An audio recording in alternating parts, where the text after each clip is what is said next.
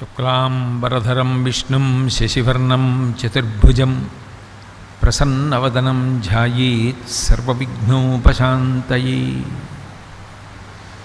గురుర్బ్రహ్మా గురుర్విష్ణుః గురుర్దేవో మహేశ్వరః గురుః సాక్షాత్ పరం బ్రహ్మ తస్మై శ్రీ గురవై నమః.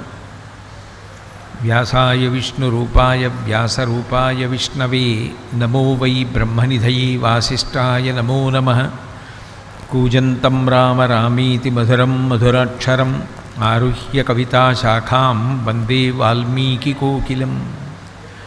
శృతిస్మృతిపురాణానాం ఆలయం కరుణాలయం నమామి భగవత్పాదశంకరం లోకశంకరం.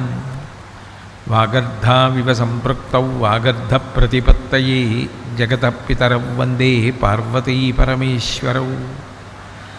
సూక్తిం సమగ్రయతున స్వయమేవ లక్ష్మీ శ్రీరంగరాజమహిషీమధురైకటాక్షై వైదగ్ధ్యవర్ణగుణగుంభనగౌరవైర్యాం కండూలకర్ణకుహరాः కవయోధయంతి. హైమోర్ధ్వపుండ్రమజహన్మకుటం సునాసం మందస్మితం మకరకుండలచారుగండం బింబాధరం బహుళదీర్ఘకృపాకటాక్షం శ్రీవేంకటేశముఖమాత్మని సన్నిధత్తాం. విమలపటి కమలకుటి పుస్తకరుద్రాక్షసస్తహస్తపుటి కామాక్షి పక్ష్మలాక్షి కలిత విపంచి విభాసి వైరించి. హరి ఓం. పరమేశ్వర స్వరూపమైన సభకి నమస్కారం. ఈ మధ్యకాలంలో ప్రపంచాన్నంతటినీ కూడా బాధ పెట్టినటువంటి ఒక మహమ్మారి కారణంగా గత కొన్ని సంవత్సరాలుగా చెన్నై పట్టణానికి వచ్చి మిమ్మల్ని చూసే అవకాశం కలగకపోయినప్పటికీ భగవంతుడు మళ్ళీ ఈ సంవత్సరం మిమ్మల్ని అందరినీ చూసే అదృష్టం, మీ వంటి భాగవతోత్తముల మధ్య కూర్చుని మాట్లాడే అవకాశం కలగడం అరుణాచలేశ్వరుని యొక్క అనుగ్రహంగా భావన చేస్తూ అరుణాచల రమణుల వైభవము అన్న విషయం గురించి ఒక 2 రోజుల పాటు భగవంతుడు ఎంతవరకు పలికిస్తే అంతవరకు పలకడానికి ప్రయత్నించి కృతార్థుడనవుతాను.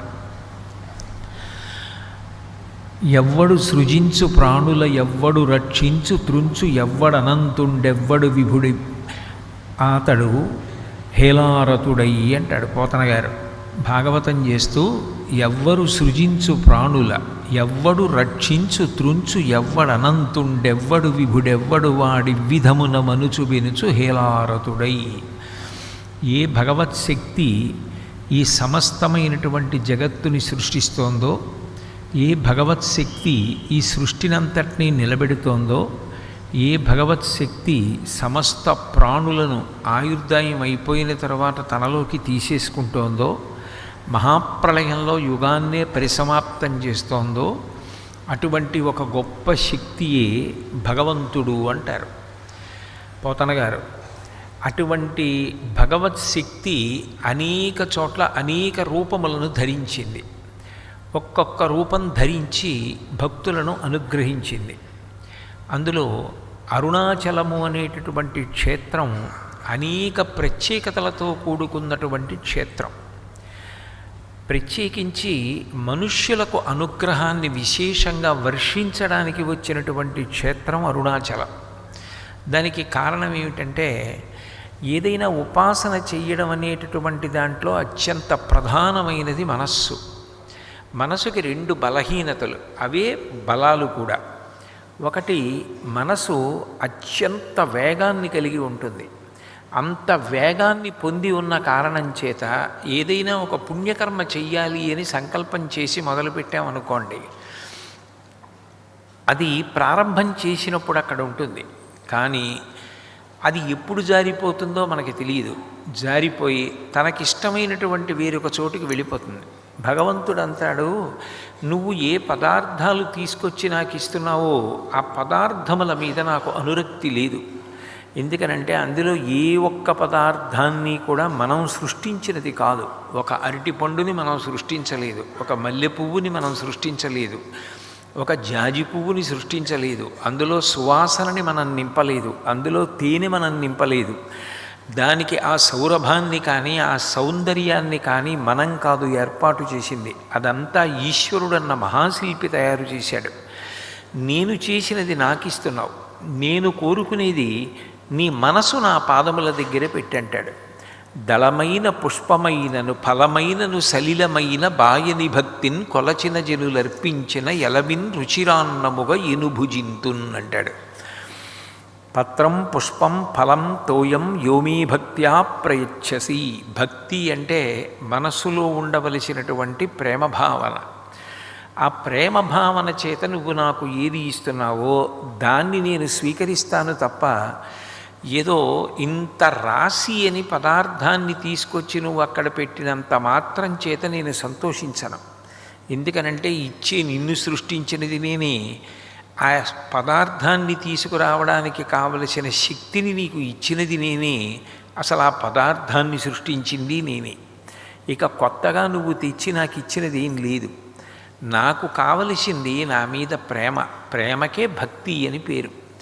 అటువంటి ప్రేమతో నువ్వు నాకు పట్టుకొచ్చి ఇవ్వగలిగితే ఏకీన తులసి మాత్రదలీనాపి నరోత్తమ పూజయేత్ భక్తిభావేన తంరక్షామితి మత్మణః. ఇది వెంకటేశ్వర స్వామి వారి ప్రతిజ్ఞ. కలియుగంలో నేను కోరుకునేది పరమ భాగవతోత్తముడైనటువంటి వ్యక్తి నా పాదముల మీద ఉంచేటటువంటి ఒక్క తులసి దళాన్ని. నాకు భక్తితో ఒక్క తులసి దళాన్ని ఇస్తే నేను ఎంతో సంతోషిస్తాను. ఆ భక్తి లేకుండా మిగిలినది ఏది ఎంత పట్టుకొచ్చి ఇచ్చినా నాకు ఆమోదయోగ్యం కాదు. అందుకు శంకరాచార్యులు వారు శివానంద లహరి చేస్తూ గభీరే కాసారే విశతి విజనే ఘోర విపినే విశాలే శైలీ చ భ్రమతి కుసుమార్థం జడమతి సమర్ప్యై చేతస్సరసిజముమానాథ భవతే సుఖీనావస్థాతుం జన ఇహ నజానాతి కిమహో అని అడుగుతారు. ఎందుకురా పదార్థాల కోసం పరుగులు తీస్తావు, ప్రేమతో తెచ్చి పెట్టవలసిందే కాదనరు. కానీ దాని వెనక ప్రేమ భావన లేకుండా ఆడంబరం ఒక్కటి మిగిలిపోతే దానిని అంగీకరించడానికి భగవంతుడు సిద్ధంగా లేడు. నీ మనసుని భగవంతుని పాదముల దగ్గర పెట్టడం అన్నదాన్ని మొట్టమొదట అభ్యాసం చేయమంటారు. అటువంటి భగవంతుడు కలియుగంలో మనుష్యుల యొక్క మనసు వేగాన్ని నియంత్రించడం చాలా చాలా కష్టం అన్న విషయాన్ని ప్రధానంగా దృష్టిలో పెట్టుకుంటాడు. ఎందుకంటే యుగానికి సృష్టికర్త ఎవరు? ఆయనే. కలియుగంలో కలిపురుషుడికి ఉండే లక్షణం ఏమిటంటే ఏవి జీవుణ్ణి పాడు చేసేస్తాయో అటువంటి వాటి వైపుకి తొందరగా మనసు వెళ్ళిపోయేటటువంటి ఆకర్షణ పొంది ఉంటుంది. రెండవది యాంత్రీకరణ. పూజ మొదలు పెడతాడు, ఉపచారం చెప్తూ ఉంటాడు, కానీ మనసు అక్కడ నిలబడదు, వేరు విషయాల వైపుకి వెళ్ళిపోతూ ఉంటుంది. యాంత్రీకరిస్తుంది. చేతులు పువ్వులు వేసేస్తూ ఉంటాయి, నోరు నామం చెప్పేస్తూ ఉంటుంది, కానీ మనసు మాత్రం ఎక్కడో విహరిస్తూ ఉంటుంది. అపరిమితమైన వేగము, ఇంద్రియములను యాంత్రీకరించుట, ఈ రెండు మనసుకు ఉండేటటువంటి లక్షణాలు. అందుకే ఆయన కలియుగంలో ఉండే జనులను ఉద్ధరించడానికి పరమదయాళువై 4 మార్గములను నిర్దేశించాడు. అసలు భగవంతుని యొక్క ప్రథమ లక్షణం ఏమిటి అంటే దయ. అందుకే అన్ని కోట్ల అవకాశాలు ఇస్తాడు, అన్ని కోట్ల జన్మలు ఇస్తున్నాడు. అంటే ఒక్కొక్క జన్మలో చేసిన పాపాన్ని పోగొట్టుకుని కొత్తగా పుణ్యాన్ని చేసుకోవడానికి అవకాశం ఇస్తున్నాడు. అటువంటి భగవంతుడు దయాశాలి కాబట్టి 4 అవకాశములను కల్పించాడు. మొట్టమొదటిది దర్శనాదభ్ర సదసి. చిదంబర క్షేత్రానికి వెళ్ళి నా దర్శనాన్ని నువ్వు యథాశాస్త్రంగా చెయ్యగలిగితే, చిదంబరంలో ఆకాశ దర్శనం, చిదంబర రహస్యం అంటారు కదా. చిదంబరంలో ఉండేటటువంటి స్వామి ఒక గోడకి మారేడు దళాల మాల వేసి ఉంటుంది, దాని మీద యంత్రం ఉంటుంది. చంద్రశేఖరేంద్ర సరస్వతి మహాస్వామి వారు ఉత్తర చిదంబరం అన్న పేరుతో మహారాష్ట్ర సతారాలో మళ్ళీ నిర్మాణం చేశారు.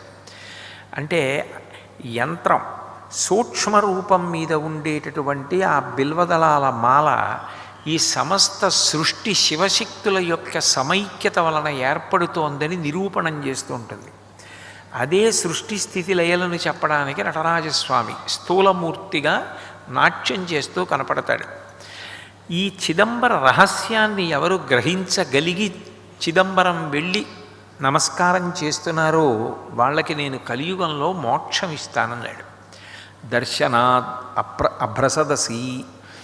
కానీ ఆ చిదంబర రహస్యాన్ని బాగా వంట పట్టించుకోవడం అంత తేలిక విషయం కాదు కదా.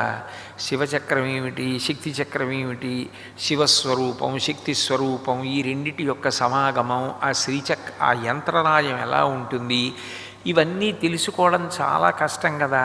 అంటే వేరొక అవకాశం ఇచ్చాడు. దర్శనాధభ్రసరసి జననాత్ కమలాలయే.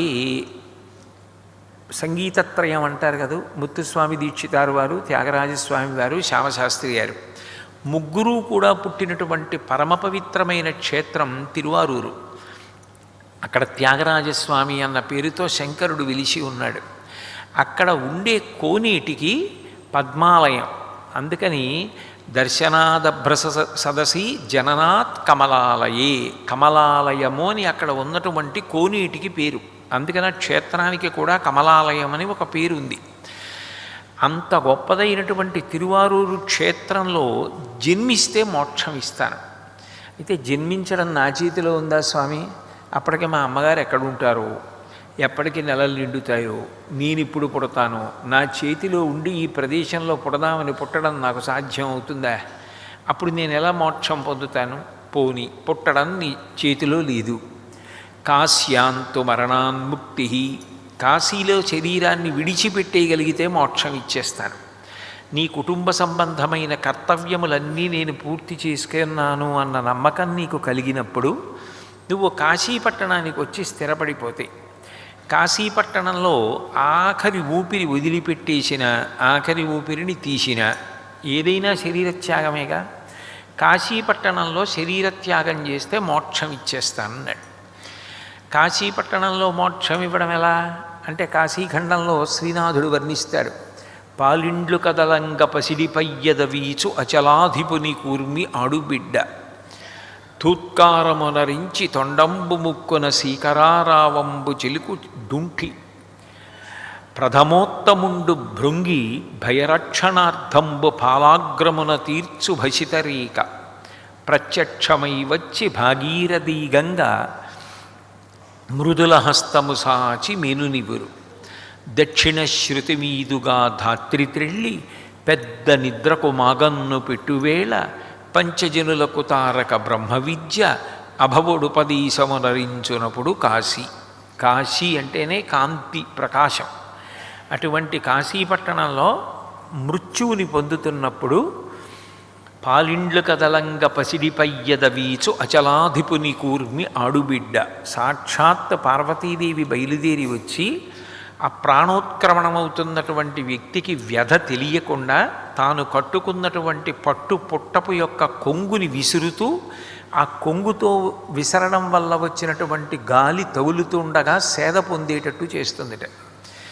అట్లాగే ధూత్కారమునరించి తొండంబు ముక్కున శిఖరాసారంబు జిలుకు డుంఠి, ఏనుగుకి మదజలం కారేటటువంటి స్థానాలు కొన్ని ఉంటాయి. ఆ తల దగ్గర ఉన్నటువంటి కణుపుల దగ్గర నుంచి ఆ ముక్కు చివరి భాగం నుంచి మదరసం కారుతుంది. ఆ మద జలం ఎక్కడి నుంచి అయితే ఊరుతుందో అక్కడ విశేషమైన సువాసన, తుమ్మెదలు కూడా గుమిగూడుతుంటాయి ఆ మదజలం కోసం. అటువంటి మదజలం స్రవించేటటువంటి ముక్కు యొక్క చివరి భాగంతో సాక్షాత్ గణపతి విఘ్నేశ్వరుడు బయలుదేరి వచ్చి ఆ ప్రాణోత్క్రమణం అవుతున్నటువంటి ముక్కు చివరి భాగంలో, ఆ వ్యక్తి యొక్క ముక్కు చివరి భాగంలో గాలిని ఆ మద జలాలతో కలిపి ఊదుతట.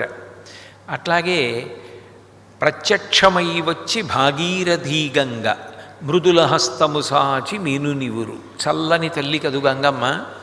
ఆ తల్లి బయలుదేరి వచ్చి చల్లటి చేతితో శరీరాన్నంతటినీ కూడా నిమురుతుంది. ప్రథమోత్తముండు భృంగి భయరక్షణార్థంబు పాలాగ్రమున తీర్చు భసితరేఖ.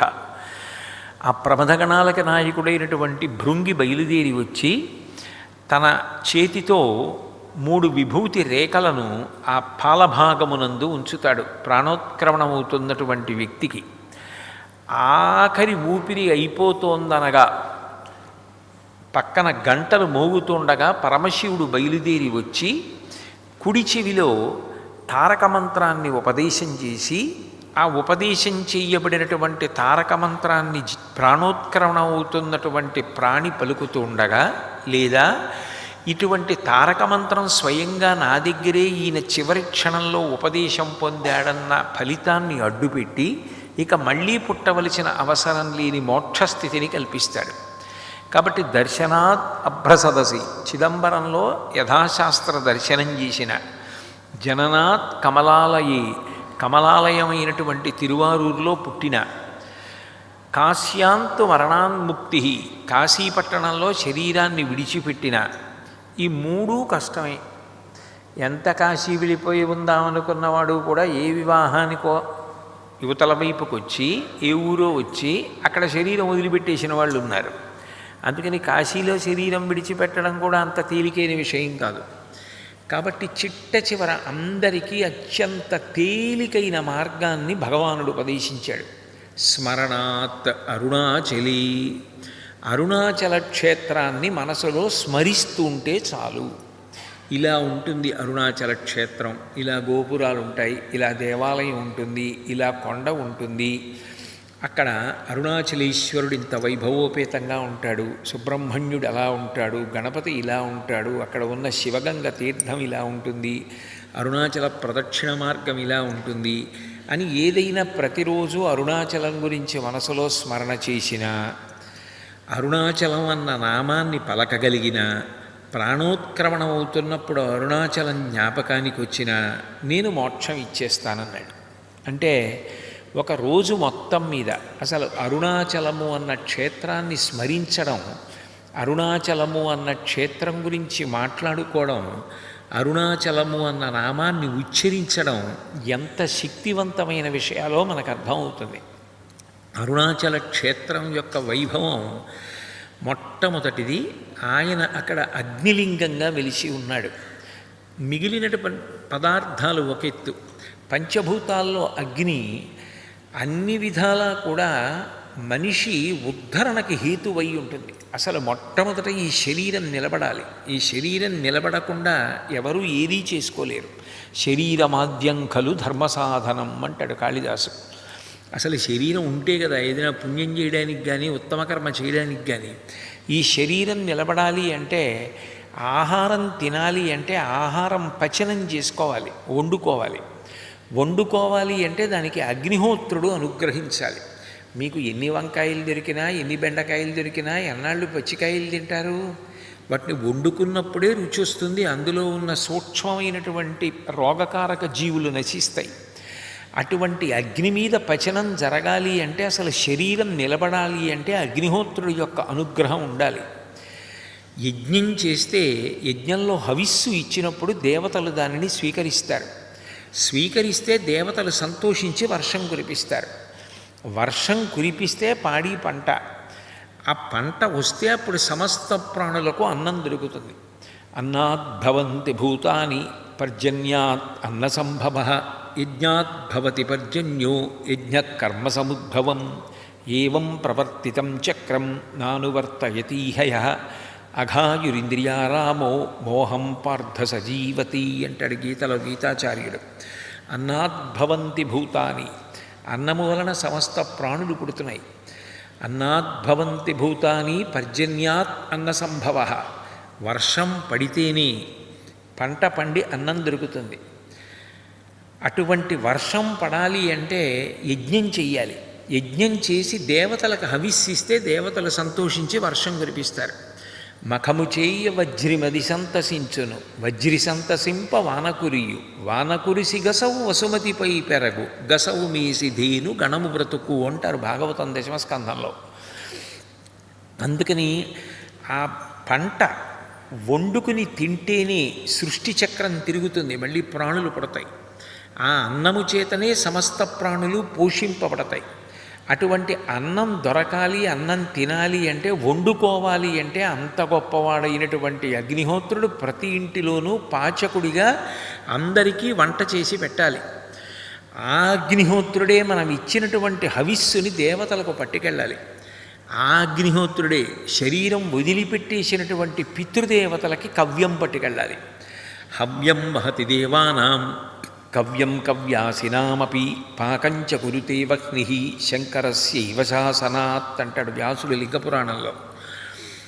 హవ్యం వహతి దేవానాం, దేవతలకి హవిస్సు పట్టుకెళ్ళినా అగ్నిహోత్రుడే, పితృదేవతలకి కవ్యం పట్టుకెళ్ళినా అగ్నిహోత్రుడే, మనకి ఇంట్లో వంట చేసి పెట్టినా అగ్నిహోత్రుడే. అంత ఉపకారం చేసి మనిషికి తీరని కోరిక ఏదైనా ఉండి దుఃఖం పొందుతూ ఉంటే, ఎంతో అవసరం కానీ అవసరం తీరలేదు, సంతానం కలగలేదు, దుఃఖపడని వాళ్ళు ఎవరుంటారు? అప్పుడు ఏ పాపం అడ్డొస్తోందో ఆ పాపాన్ని తొలగించుకోవాలి అంటే యజ్ఞం వినా మార్గం ఉండదు. రామాయణంలో దశరథుడంతటి వాడికి సంతానం కలగకపోతే ఋష్యశృంగుడు వచ్చి ఇష్టింతేహం కరిష్యామి పుత్రీయాం పుత్రకారణాత్ తధర్వశిరసి ప్రోక్తై మంత్రై సిద్ధాం విధానత అంటాడు. అధర్వశిరసి అన్న మంత్రాలతో నీ చేత నేను హోమం చేయిస్తాను, ఆ యజ్ఞం వలన నీకు సంతానం కలుగుతుంది, అంతకన్నా ముందు అశ్వమేధం చేయిస్తాను, నీకు సంతానం కలగకుండా అడ్డొచ్చినటువంటి పాపం ధ్వంసం అయిపోతుంది అంటాడు.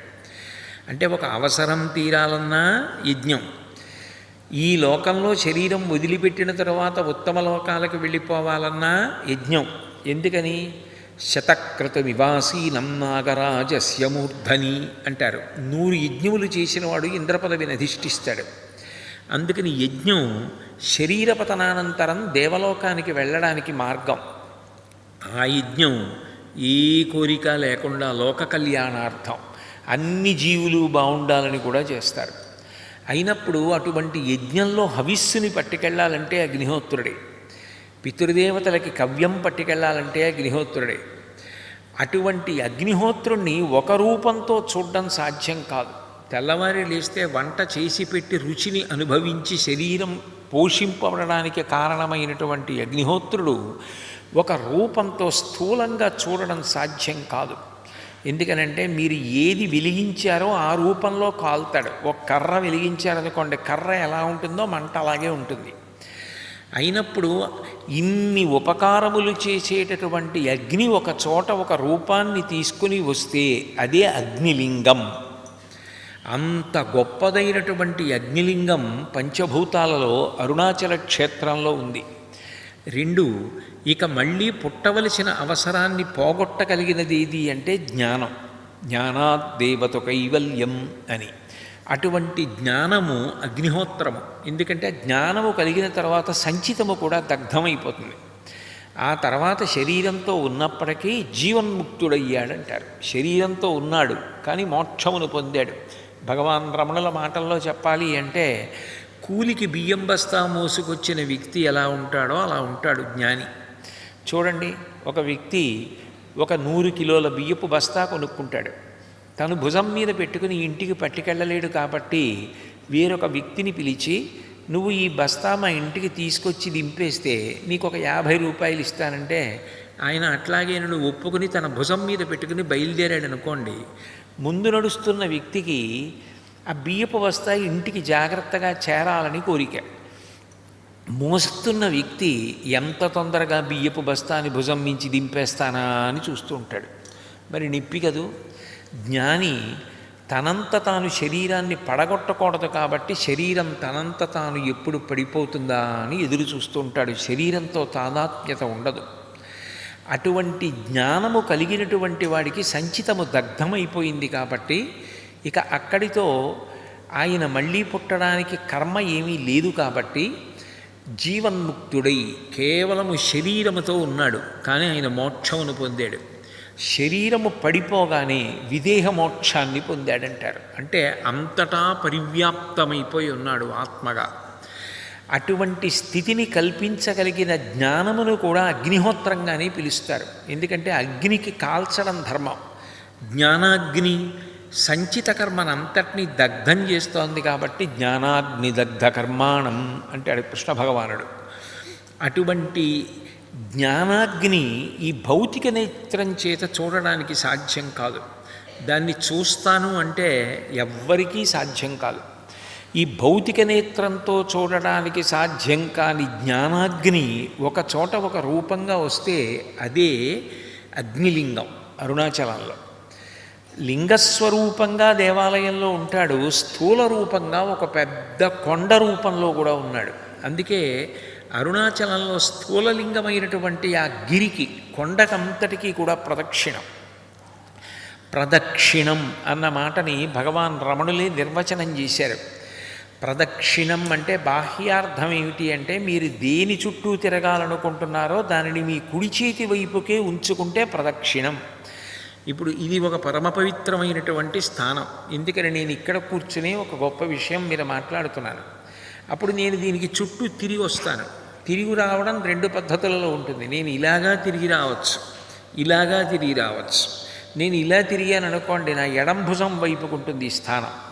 నేను ఇలా తిరిగాను అనుకోండి, నా కుడి భుజం వైపుకు ఉంటుంది ఈ స్థానం. ఎప్పుడూ కుడి భుజం వైపుకి ఉండేటట్టుగా తిరిగితే ప్రదక్షిణం అంటారు. అంటే ఏది నా ఆత్మని ఉద్ధరిస్తుందో, ఏది పరమ పవిత్రమైనదో దానిని కుడి చేతి వైపుకు ఉంచుకొని దాని చుట్టూ తిరిగితే ప్రదక్షిణం చేశాడు అంటారు. అరుణాచలానికి, ఆ కొండకి ప్రదక్షిణం ఎందుచేత అంటే భగవాన్ రమణులే చెప్తూ ఉండేవారు. ప్రదక్షిణం అన్న మాటలో అంటే ఆ కొండ చుట్టూ ఎవరు తిరగడానికి పరిశ్రమ చేస్తున్నాడో ఆయనకి పాపములు దహింపబడ్డాయి. ఏ అవసరము తీరక దుఃఖిస్తున్నాడో ఆ అవసరము తీరి సుఖశాంతులను పొందుతాడు. అంటే జన్మజన్మాంతరముల యందు ఉన్నటువంటి కర్మ కూడా నశించినటువంటి కారణం చేత అంటే మోక్షమును పొందుతున్నాడు. అట్లా గుర్రం మీద ఒక రాజుగారు వెడుతుంటే బడలిపోయిన గుర్రం పడిపోయి అరుణాచలంలోకి లీనమైపోయి మోక్షం పొందినటువంటి విశేషాలు కూడా స్కాంద పురాణంలో చెప్పబడ్డాయి. అంటే అరుణగిరి ప్రదక్షిణం సాక్షాత్తు పరమశివుడు స్థూల రూపంలో ఉంటే చేసేటటువంటి ప్రదక్షిణం. సాధారణంగా మనం ఏదైనా శివాలయంలో ప్రదక్షిణం చేసేటప్పుడు పరమ మౌనంగా ఏమీ మాట్లాడకుండా ప్రదక్షిణం చేస్తూ తినడం, మాట్లాడడం, త్రాగటం, మధ్యలో కూర్చోవడం ఇట్లా చెయ్యకుండా ప్రదక్షిణం చేస్తాం. కానీ అరుణాచలంలో స్థూలలింగమైనటువంటి ఆ కొండకి ప్రదక్షిణం చేసేటప్పుడు మీరు మధ్యలో మాట్లాడినా, మీరు శరీరాన్ని నిలబెట్టుకోవడానికి ఏ మంచినీళ్ళో త్రాగినా, మధ్యలో ఏదైనా పదార్థాన్ని తిన్నా ఏ దోషము రాదు. ఏ దోషము రాకుండా ప్రదక్షిణం చేయడానికి అవకాశం ఇచ్చేటటువంటి క్షేత్రం. ఇంకా విశేషం ఏమిటంటే అక్కడే దక్షిణామూర్తి రూపంలో పరమశివుడు కొలువై ఉండడం. దక్షిణామూర్తి రూపం గురు పరంపరకంతటికీ కూడా మొట్టమొదటి స్వరూపం. సదాశివ సమారంభాం వ్యాసశంకర మధ్యమాం స్మదాచార్య పర్యంతాం వందే గురు పరంపరాం అంటారు. అటువంటి దక్షిణామూర్తిగా అరుణాచల క్షేత్రంలోనే స్వామి కూర్చుని ఉంటాడు అని దానిని భగవాన్ రమణులే ఒకప్పుడు నిర్ధారించారు. ఆయన ఒకసారి అరుణాచలం కొండ మీద కూర్చుని ఉండగా ఎక్కడి నుంచో గాలికి విస్తరాకంత మర్యాకు ఒకటి కొట్టుకొచ్చింది. ఇంత పెద్ద మర్యాకి ఇటువైపు నుంచి వచ్చింది అని గాలికి అది ఎటువైపు నుంచి వచ్చిందో అటువైపుగా బయలుదేరి ఆయన వెడుతుంటే అస్త్యుత్తరీస్మిన్ శిఖరి దృశ్యతే వటభూరుహ.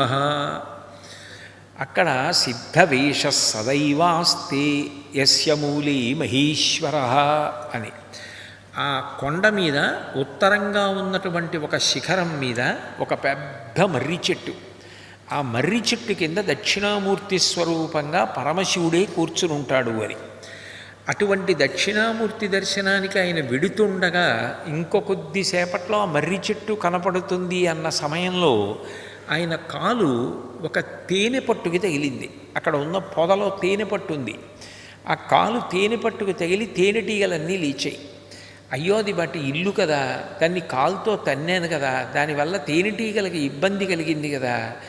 ఏ కాలు ఆ తేనె పట్టుని తన్ని తేనె పట్టుకి ఇబ్బంది కల్పించిందో, ఏ ఇల్లు దెబ్బతిన్న కారణం చేత తేనెటీగలు పైకి లేచాయో ఆ కాలు ఆ తేనెటీగల చేత శిక్షింపబడుగాక అని మహర్షి ఆ కాలు అలాగే పెట్టి నించున్నారు. తేనెటీగలన్నీ వచ్చి ఆ కాలు కుట్టేసాయి. ఆయన మళ్ళీ కిందికి దిగొచ్చిన తర్వాత పళనిస్వామిని ఆయన దగ్గర ఉండేవారు. ఆయన శ్రావణం అంటారే బంగారం చేసేటప్పుడు వాడతారు. ఆ శ్రావణం పెట్టి ఆ తేనెటీగల గులుకులన్నీ పైకి తీసేశారు. ఆయన బ్రహ్మీభూతులైపోయే వరకు కూడా భగవాన్ రమణుల యొక్క ఒక కాలు బాగా వాచిపోయి లావుగా ఉండేది. ఆ తర్వాత ఆయన ఇంకా దక్షిణామూర్తి విషయాన్ని విస్మరించి వెనక్కి తిరిగి వచ్చేశారు. ఈ విషయం చెప్తే ఆ తర్వాత అరుణాచలంలో రమణాశ్రమంలో ఉండే కొంతమంది భక్తులు అత్యుత్సాహంతో దర్శనం కోసమని బయలుదేరి కొంత దూరం వెళ్ళి స్థిమితం పోగొట్టుకొని తాము ఎందుకు బయలుదేరారో ఎక్కడికొచ్చారో మరిచిపోయి చీకటి పడిపోతుంటే భయపడి ఒక్కసారి భగవాన్ రమణుల్ని స్మరిస్తే ఆయన తేజు రూపంలో దారి కల్పించి మళ్ళీ వాళ్ళని కొండ దింపారు. అంటే దక్షిణామూర్తి స్వరూపంగా పరమశివుడే అరుణాచల క్షేత్రంలో ఉత్తర శిఖరంలో వెలిసి ఉన్నాడు అని. ఆది అన్నామలై అంటారు, బ్రహ్మగారు స్థాపించినటువంటి లింగం. అక్కడ చాడ్విక్ అని ఒక గొప్ప సంగీత శాస్త్రవేత్త ఆవిడ దేవాలయంలో కూర్చునుండగా ఒకరోజు శిఖరం మీద కూర్చునుండగా ఆవిడికి అందులోంచి అద్భుతమైన సంగీతం వినపడింది. ఆవిడ సంగీతం అంతా కూడా పాఠం రాసుకుని వెళ్ళి అడిగితే ఇది గంధర్వులు పరమశివుడి ముందు గానం చేసే సంగీతం అని చెప్పారు భగవాన్ రమణులు. కాబట్టి ఇప్పటికీ కూడా అక్కడ కొలువై ఉన్నటువంటి పరమశివుని ముందు ఎందరో గంధర్వులు సంగీతాన్ని పాడి వినిపిస్తూ ఉంటారు అని. దేవతలందరూ కూడా శంకరుణ్ణి కొలుస్తారు అక్కడ, ఆయన దగ్గరికి వచ్చి స్తుతి పాఠం చేస్తూ ఉంటారు అని. అంత గొప్ప క్షేత్రం. అన్నిటిని మించి అరుణాచలానికి ఒక విశేషం ఉంది. అరుణాచల క్షేత్రంలో చిన్నతనంలో వెళ్ళిపోయినటువంటి భగవాన్ రమణులు ఇక ఆయన ఆ అరుణాచలంలోనే కలిసిపోయారు తప్ప అరుణాచలాన్ని విడిచిపెట్టి బయటికి వెళ్ళలేదు. ఒక తెల్లటి గోచి ఒక్కటి పెట్టుకుని ఉండేవారు ఆయన. ఆయన గోచి పెట్టుకుని కొండ మీద ఉన్న రోజుల్లో ఒకనకొకప్పుడు శృంగగిరి పీఠానికి సంబంధించినటువంటి ఒక సన్యాసి, పీఠాధిపతులు కాదు సుమా, ఒక సన్యాసి బయలుదేరి అక్కడికి వచ్చారు. వచ్చి మీరు ఇంచుమించు సన్యాసాశ్రమ స్వీకారం చేశారు, వివాహం చేసుకోలేదు, ఒక కౌపీనం పెట్టుకొని ఉంటారు. మీరు యథాశాస్త్రంగా సన్యాసం తీసుకోకపోయినా కనీసం మీరు పెట్టుకున్నటువంటి గోచి, కాషాయం గోచి పెట్టుకుంటే బాగుంటుంది అని భగవాన్ రమణులతో ప్రస్తావన చేశారు. రమణులు చిన్న నవ్వు నవ్వారు. నేను కొండ కిందకి వెళ్ళి భిక్ష తీసుకుని వస్తాను, వచ్చిన తర్వాత ఈ విషయం మీతో ప్రస్తావన చేస్తాను, మీరు అంగీకరిస్తే బాగుంటుందని ఆయన కొండ కిందకి వెళ్ళారు భిక్ష చేయడానికి. ఆయన అటు వెళ్ళగానే ఎవరో ఒక వృద్ధ బ్రాహ్మణుడు తల మీద ఒక పెద్ద పుస్తకాల మూట పట్టుకుని వచ్చాడు. నాకు చిన్న పనుంది, అటు వెళ్ళొస్తాను, ఈ పుస్తకాల మూట ఇక్కడ ఉంచుతాను, కాస్త చూస్తుండు అని రమణులతో ఆజ్ఞాపించినట్లుగా చెప్పి వెళ్ళిపోయాడు. ఆయనతోనూ ఏమనలేదు, ఈయనతోనూ ఏమనలేదు, ఎప్పుడూ మౌనంగా ఉండేవారు భగవాన్ రమణులు. కాసేపటికి కొండ కిందకి భిక్షకెళ్ళినటువంటి సన్యాసి తిరిగి వచ్చారు. వచ్చి చూసేసరికి గాలికి పుస్తకాలలో పుటలు కదులుతున్నాయి. కదులుతుండగా ఎక్కడ పుట కదిలి ఆగిపోయిందో అక్కడ ఆ పుట వంక చూస్తే అందులో వ్రాసి ఉంది. విశేషం ఏమిటంటే ఆ అరుణాచల క్షేత్రానికి ఉన్న గొప్పతనం యోజనత్రయమాత్రేస్మిన్. అరుణాచల క్షేత్రంలో ఎవరైతే నివాసం ఉంటున్నారో క్షేత్రే నివసితాన్ నృణాం దీక్షాం వినా పరిత్యంతు మత్సాయుజ్యం మమాజ్ఞయా. అది ఆ విషయం అందులో చెప్పబడి ఉంది ఆ పుస్తకంలో. పరమశివుడు చెప్పినటువంటి మాట. ఈ క్షేత్రంలో 3 యోజనముల దూరం అంటే 24 కిలోమీటర్ల పర్యంతం ఏ విధమైనటువంటి దీక్షా నియమాలు లేవు. ఇక్కడ కాషాయం కట్టుకోవాలని, ఇక్కడ ఇటువంటి వస్త్రం కట్టుకోవాలని నియమాలు లేవు.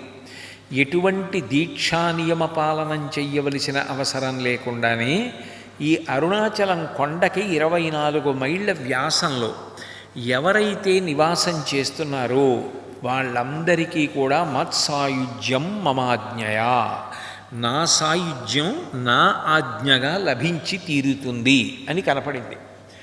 ఆ పుస్తకంలో ఎగిరితున్నటువంటి ఆ పుటలో ఉన్న శ్లోకాన్ని చూసి ఆ వచ్చినటువంటి సన్యాసి ఆశ్చర్యపోయి, అందుచేతనే భగవాన్ రమణులు కాషాయం గోచి పెట్టుకోలేదు, ఇక్కడ కాషాయం గోచియే పెట్టుకోవాలని నియమం లేదు, కాబట్టి నేను దీని గురించి ప్రస్తావన చెయ్యవలసిన అవసరం లేదని వెళ్ళిపోయారు. ఆ పుస్తకాల మూట తెచ్చిన బ్రాహ్మణుడు మాత్రం అసలు తిరిగి రాలేదు. ఆ పుస్తకాలు అట్లాగే ఉండిపోయి. అంటే ఆ క్షేత్ర వైభవాన్ని ప్రకటనం చేయడానికి సాక్షాత్తుగా పరమశివుడే బయలుదేరి వచ్చి రమణులు తెల్లటి గోచీతో ఉండడంలో దోషం లేదు అని నిర్ధారించడం జరిగినటువంటి క్షేత్రం శేషాద్రి స్వామి అని ఉండేవారు. ఇప్పటికీ కూడా మీరు రమణ మహర్షి ఆశ్రమానికి వెడితే పక్కనే ఉంటుంది శేషాద్రి స్వామి ఆశ్రమం అని. ఆయన గొప్ప జ్ఞాని, మహాతపస్వి, అమ్మవారి యొక్క అనుగ్రహానికి పాత్రుడైనటువంటి మహానుభావుడు. ఆయన ఒకప్పుడు అరుణాచలం దగ్గర 7 గాడిదలు పరిగెడుతూ కొండలోకి వెళ్ళిపోవడం అందరూ చూశారు. చూసి శేషాద్రి స్వామి అటుగా వస్తుంటే అడిగారు, ఆ 7 గాడిదలు కొండలోకి వెళ్ళిపోయాయేమి అని. మీకు గాడిదలుగా కనపడ్డాయి, కానీ వాళ్ళు సప్తర్షులు గిరి ప్రదక్షిణం చేస్తున్నారు అని చెప్పారు. ఇప్పటికీ అరుణాచలానికి ఉన్న గొప్పతనం ఏమిటంటే, మనుష్యులు ఎట్లా గిరి ప్రదక్షిణం చేస్తారో దేవతలు కూడా అరుణాచలానికి అట్లాగే గిరి ప్రదక్షిణం చేస్తారు. అందుకే దేవతల ప్రదక్షిణం చేయడానికి ఒకవైపు మార్గం వదిలిపెట్టి ఉంటే, మనుష్యులు ప్రదక్షిణం చేయడానికి ఒకవైపు మార్గం విడిచిపెట్టి ఉంటుంది. అంటే ఇద్దరూ ఒకవైపే ప్రదక్షిణం చేయవలసిన అవసరం లేకుండా ఒక్కొక్కరికి ఒక్కొక్క వైపు మార్గాన్ని విడిచిపెట్టి ఉంచుతారు. మనుష్యులు కుడివైపు, ఎడమవైపు దేవతలు తిరుగుతూ ఉంటారు. అంత గొప్పదైనటువంటి క్షేత్రం అరుణాచలం. ఆ స్థూల శివునికి 8 వైపులా కూడా అష్టదిక్పాలురు 8 లింగములుగా ఏర్పడి ఉంటారు. అంత గొప్పదైనటువంటి అరుణాచల క్షేత్రం, అరుణాచలేశ్వరుని యొక్క వైభవం ఎంతగా ప్రకాశించిందో అక్కడ భగవాన్ రమణుల యొక్క వైభవం కూడా అంతగా ప్రకాశించింది. అసలు సనాతన ధర్మం యొక్క అనేక కోణాలను లోకంలో ఆవిష్కరింపచేయడానికి ఎందరో మహాపురుషులు జన్మించారు. అట్లా జన్మించినటువంటి వారిలో ఈ మధ్యకాలంలో సనాతన ధర్మం యొక్క వైభవాన్ని విదేశాల వరకు కూడా వ్యాప్తి చేసినటువంటి మహానుభావులు అరుణాచలంలో చాలా కాలం ఉండిపోయినటువంటి భగవాన్ రమణులు, అరుణాచల రమణులు అని పిలుస్తూ ఉంటారు. అందుకే భగవాన్ రమణ మహర్షి యొక్క జీవితాన్ని పరిశీలిస్తే చాలా ఆశ్చర్యకరమైనటువంటి విషయాలు కనపడతాయి. సర్వసాధారణంగా లోకంలో ఒక వ్యక్తి సమున్నతమైనటువంటి స్థితికి సాధనలో చేరాలి అంటే మొట్టమొదట ఎవరో ఒక గురువుని ఆశ్రయిస్తారు. ఆశ్రయించి ఆ గురువు దగ్గర బాగా ఉపదేశం పొంది సాధన చేసి ఆ సాధన చేత సమున్నతమైనటువంటి స్థితిని చేరుకుంటారు. కానీ రమణ మహర్షి యొక్క జీవితం చాలా విచిత్రమైనటువంటి మలుపులతో కూడుకుని ఉంటుంది.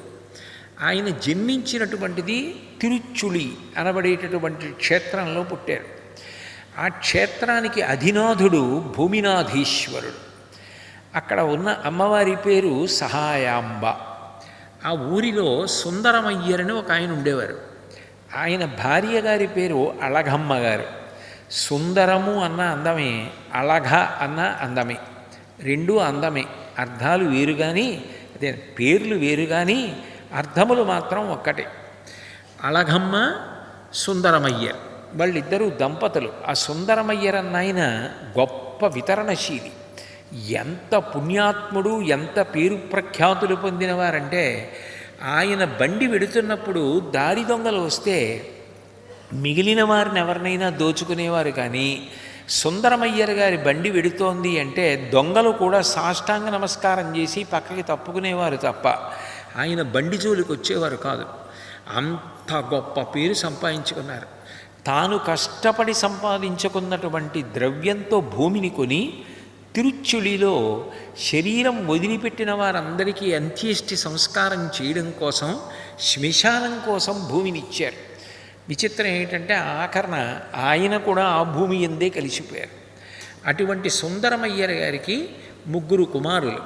పెద్ద కుమారుడి పేరు నాగస్వామి, రెండవ కుమారుడి పేరు వెంకటేశ్వర శర్మ, మూడవ కుమారుడి పేరు నాగసుందరం, చిట్ట చివర 4వది ఆడపిల్ల అలర్మేల్ మంగ.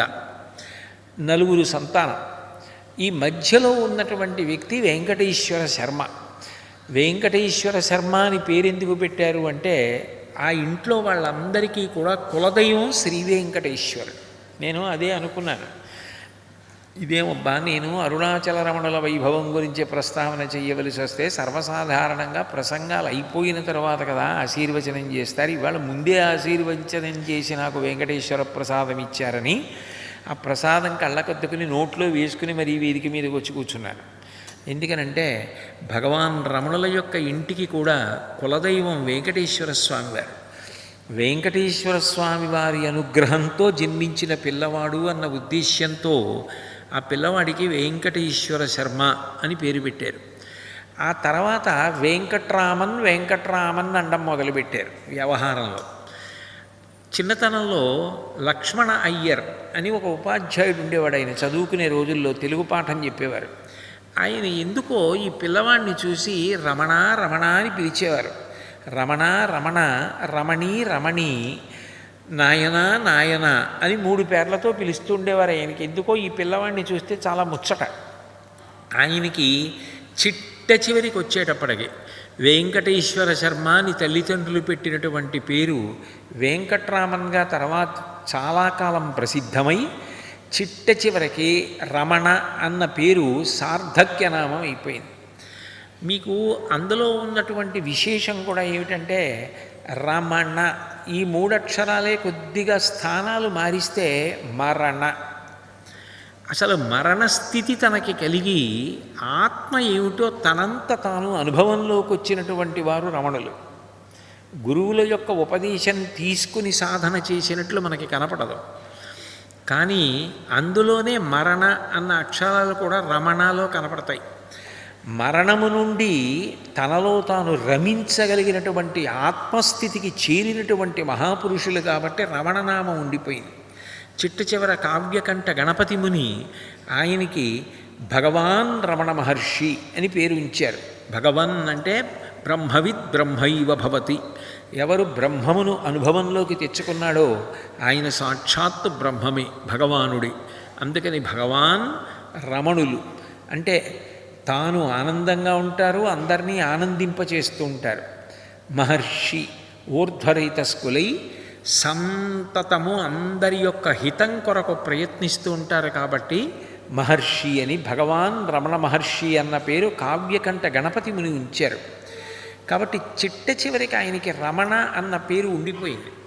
ఆ పిల్లవాడు నాగస్వామి నాగసుందరం అన్న 2 కుమారుల మధ్యలో సుందరమయ్యర్ గారికి పుట్టినటువంటి పిల్లవాడు. ఈ పిల్లవాడు పుట్టినప్పుడు అసాధారణమైనటువంటి ప్రజ్ఞ కానీ ఏదో ఏకసంతాగ్రాహి ఏదైనా వినగానే పట్టుకుంటాడు అని కానీ వేదాంగములను అత్యంత కౌశలంతో చదివాడని చెప్పడానికి కానీ ఆయన విశేషమైన భక్తితత్పరుడు అని చెప్పడానికి కానీ ఆయన గొప్ప తీవ్ర ధ్యానంలో ఉండేవాడు అని చెప్పడానికి కానీ ఏ ఆధారాలు లేవు. చదువుకునేటప్పుడు కూడా చాలా గొప్ప చదువుకున్నాడు ఆయన. పాఠశాలలో కుశాగ్ర బుద్ధి అని పేరు తెచ్చుకున్నాడు. అనడానికి కావలసిన ఆధారాలు కూడా లేవు. అట్లాగని ఒక పరీక్షకు వెడితే విఫలమైపోయేటంత తక్కువ తెలివితేటలున్న వ్యక్తి కూడా కాడు. మంచి బలమైనటువంటి శరీరం. అందరి పిల్లలు ఎలా ఆడుకుంటారో అట్లాగే చాలా బాగా ఆటలాడేటటువంటి వ్యక్తి. పిడిగుద్దులు కురిపించారా ఎదురుగుండా ఉన్నటువంటి వారు ఎంతవారైనా ఒరిగిపోవలసింది. అంతటి బలాఢ్యుడు. రాత్రి వేళల్లో అయితే తలగడాల్ని నిలువుగా పెట్టి దుప్పటి కప్పి అక్కడ పిల్లవాడు నిద్రపోతున్నాడన్న భ్రాంతి అందరికీ కలిగేటట్టుగా చేసి గోడ దూకి ఇంటి బయటికి వెళ్ళి పిల్లలతో కలిసి మధురైలో వైఘానది తీరంలో ఆటలాడుకుని తెల్లవారకట్ట 3 గంటలకు ఇంటికి వచ్చి మళ్ళీ పడుకుంటూ ఉండేవారు. అందరి పిల్లల్లా అల్లరి చేసినటువంటి వారే. కానీ ఆయన యందు చిన్నతనంలో మాత్రం ఒక విచిత్రమైనటువంటి పోకడ ఒకటి కనపడేది. వాసన బలం అంటారు కదా, శరీరం విడిచిపెట్టేసేటప్పుడు అప్పటి వరకు ఏ వాసన పట్టుకుని ఉన్నాడో, వాసన అంటే ముక్కుతో పీల్చే వాసన అని కాదు, అనురక్తి. మనసుకి రుచి వాసన అని 2 ఉంటాయి. రుచి అంటే ఏదైనా ఒక సుఖాన్ని అనుభవించినప్పుడు ఆ సుఖం ఎలా ఉంటుంది అన్నదాన్ని అనుభవంగా పట్టుకుంటుంది. వాసన అంటే జ్ఞాపకం పెట్టుకొని ఈ సుఖం అనుభవించావు కదా, ఆ సుఖం నాకు మళ్ళీ కావాలని అడుగుతుంది. రుచి వాసన ఈ రెండు మనసు మార్చుకుంటూ ఉంటుంది. ఒకదానికన్నా ఒకటి బాగుంది, ఒకదానికన్నా ఒకటి బాగుంది, ఒకదానికన్నా ఒకటి బాగుందని చిట్ట చివర మనసు ఏదో ఒక విషయం మీద లగ్నం అయిపోతుంది. అది అన్నిటికన్నా అనురక్తి కారణం అయిపోతుంది. అంతకన్నా గొప్పది లేదు, దాని మీదే మనసు నిలబడిపోయి ఉండిపోతుంది. లలితా సహస్రనామ స్తోత్రంలో ధన్య అని ఒక నామం ఉంది. భాస్కరరాయల వారు ఆ నామానికి వ్యాఖ్యానం చేశారు. వ్యాఖ్యానం చేస్తూ ఆయన ధన్య అన్న నామంలో అమ్మవారు ఈ లోకాన్ని ఎలా తిప్పుతుందో చెప్పారు. ప్రత్యేకించి మనుష్య జన్మలో ఏమవుతుంది అంటే, భగవంతుడు మనిషికి పునర్జన్మ ఇచ్చేటప్పుడు ప్రధానంగా మనిషి యొక్క ఆఖరి సంకల్పాన్నే దృష్టిలోకి తీసుకుంటాడు. ఆఖరి సంకల్పం ఎవరు చెయ్యాలి? మనసు చెయ్యాలి.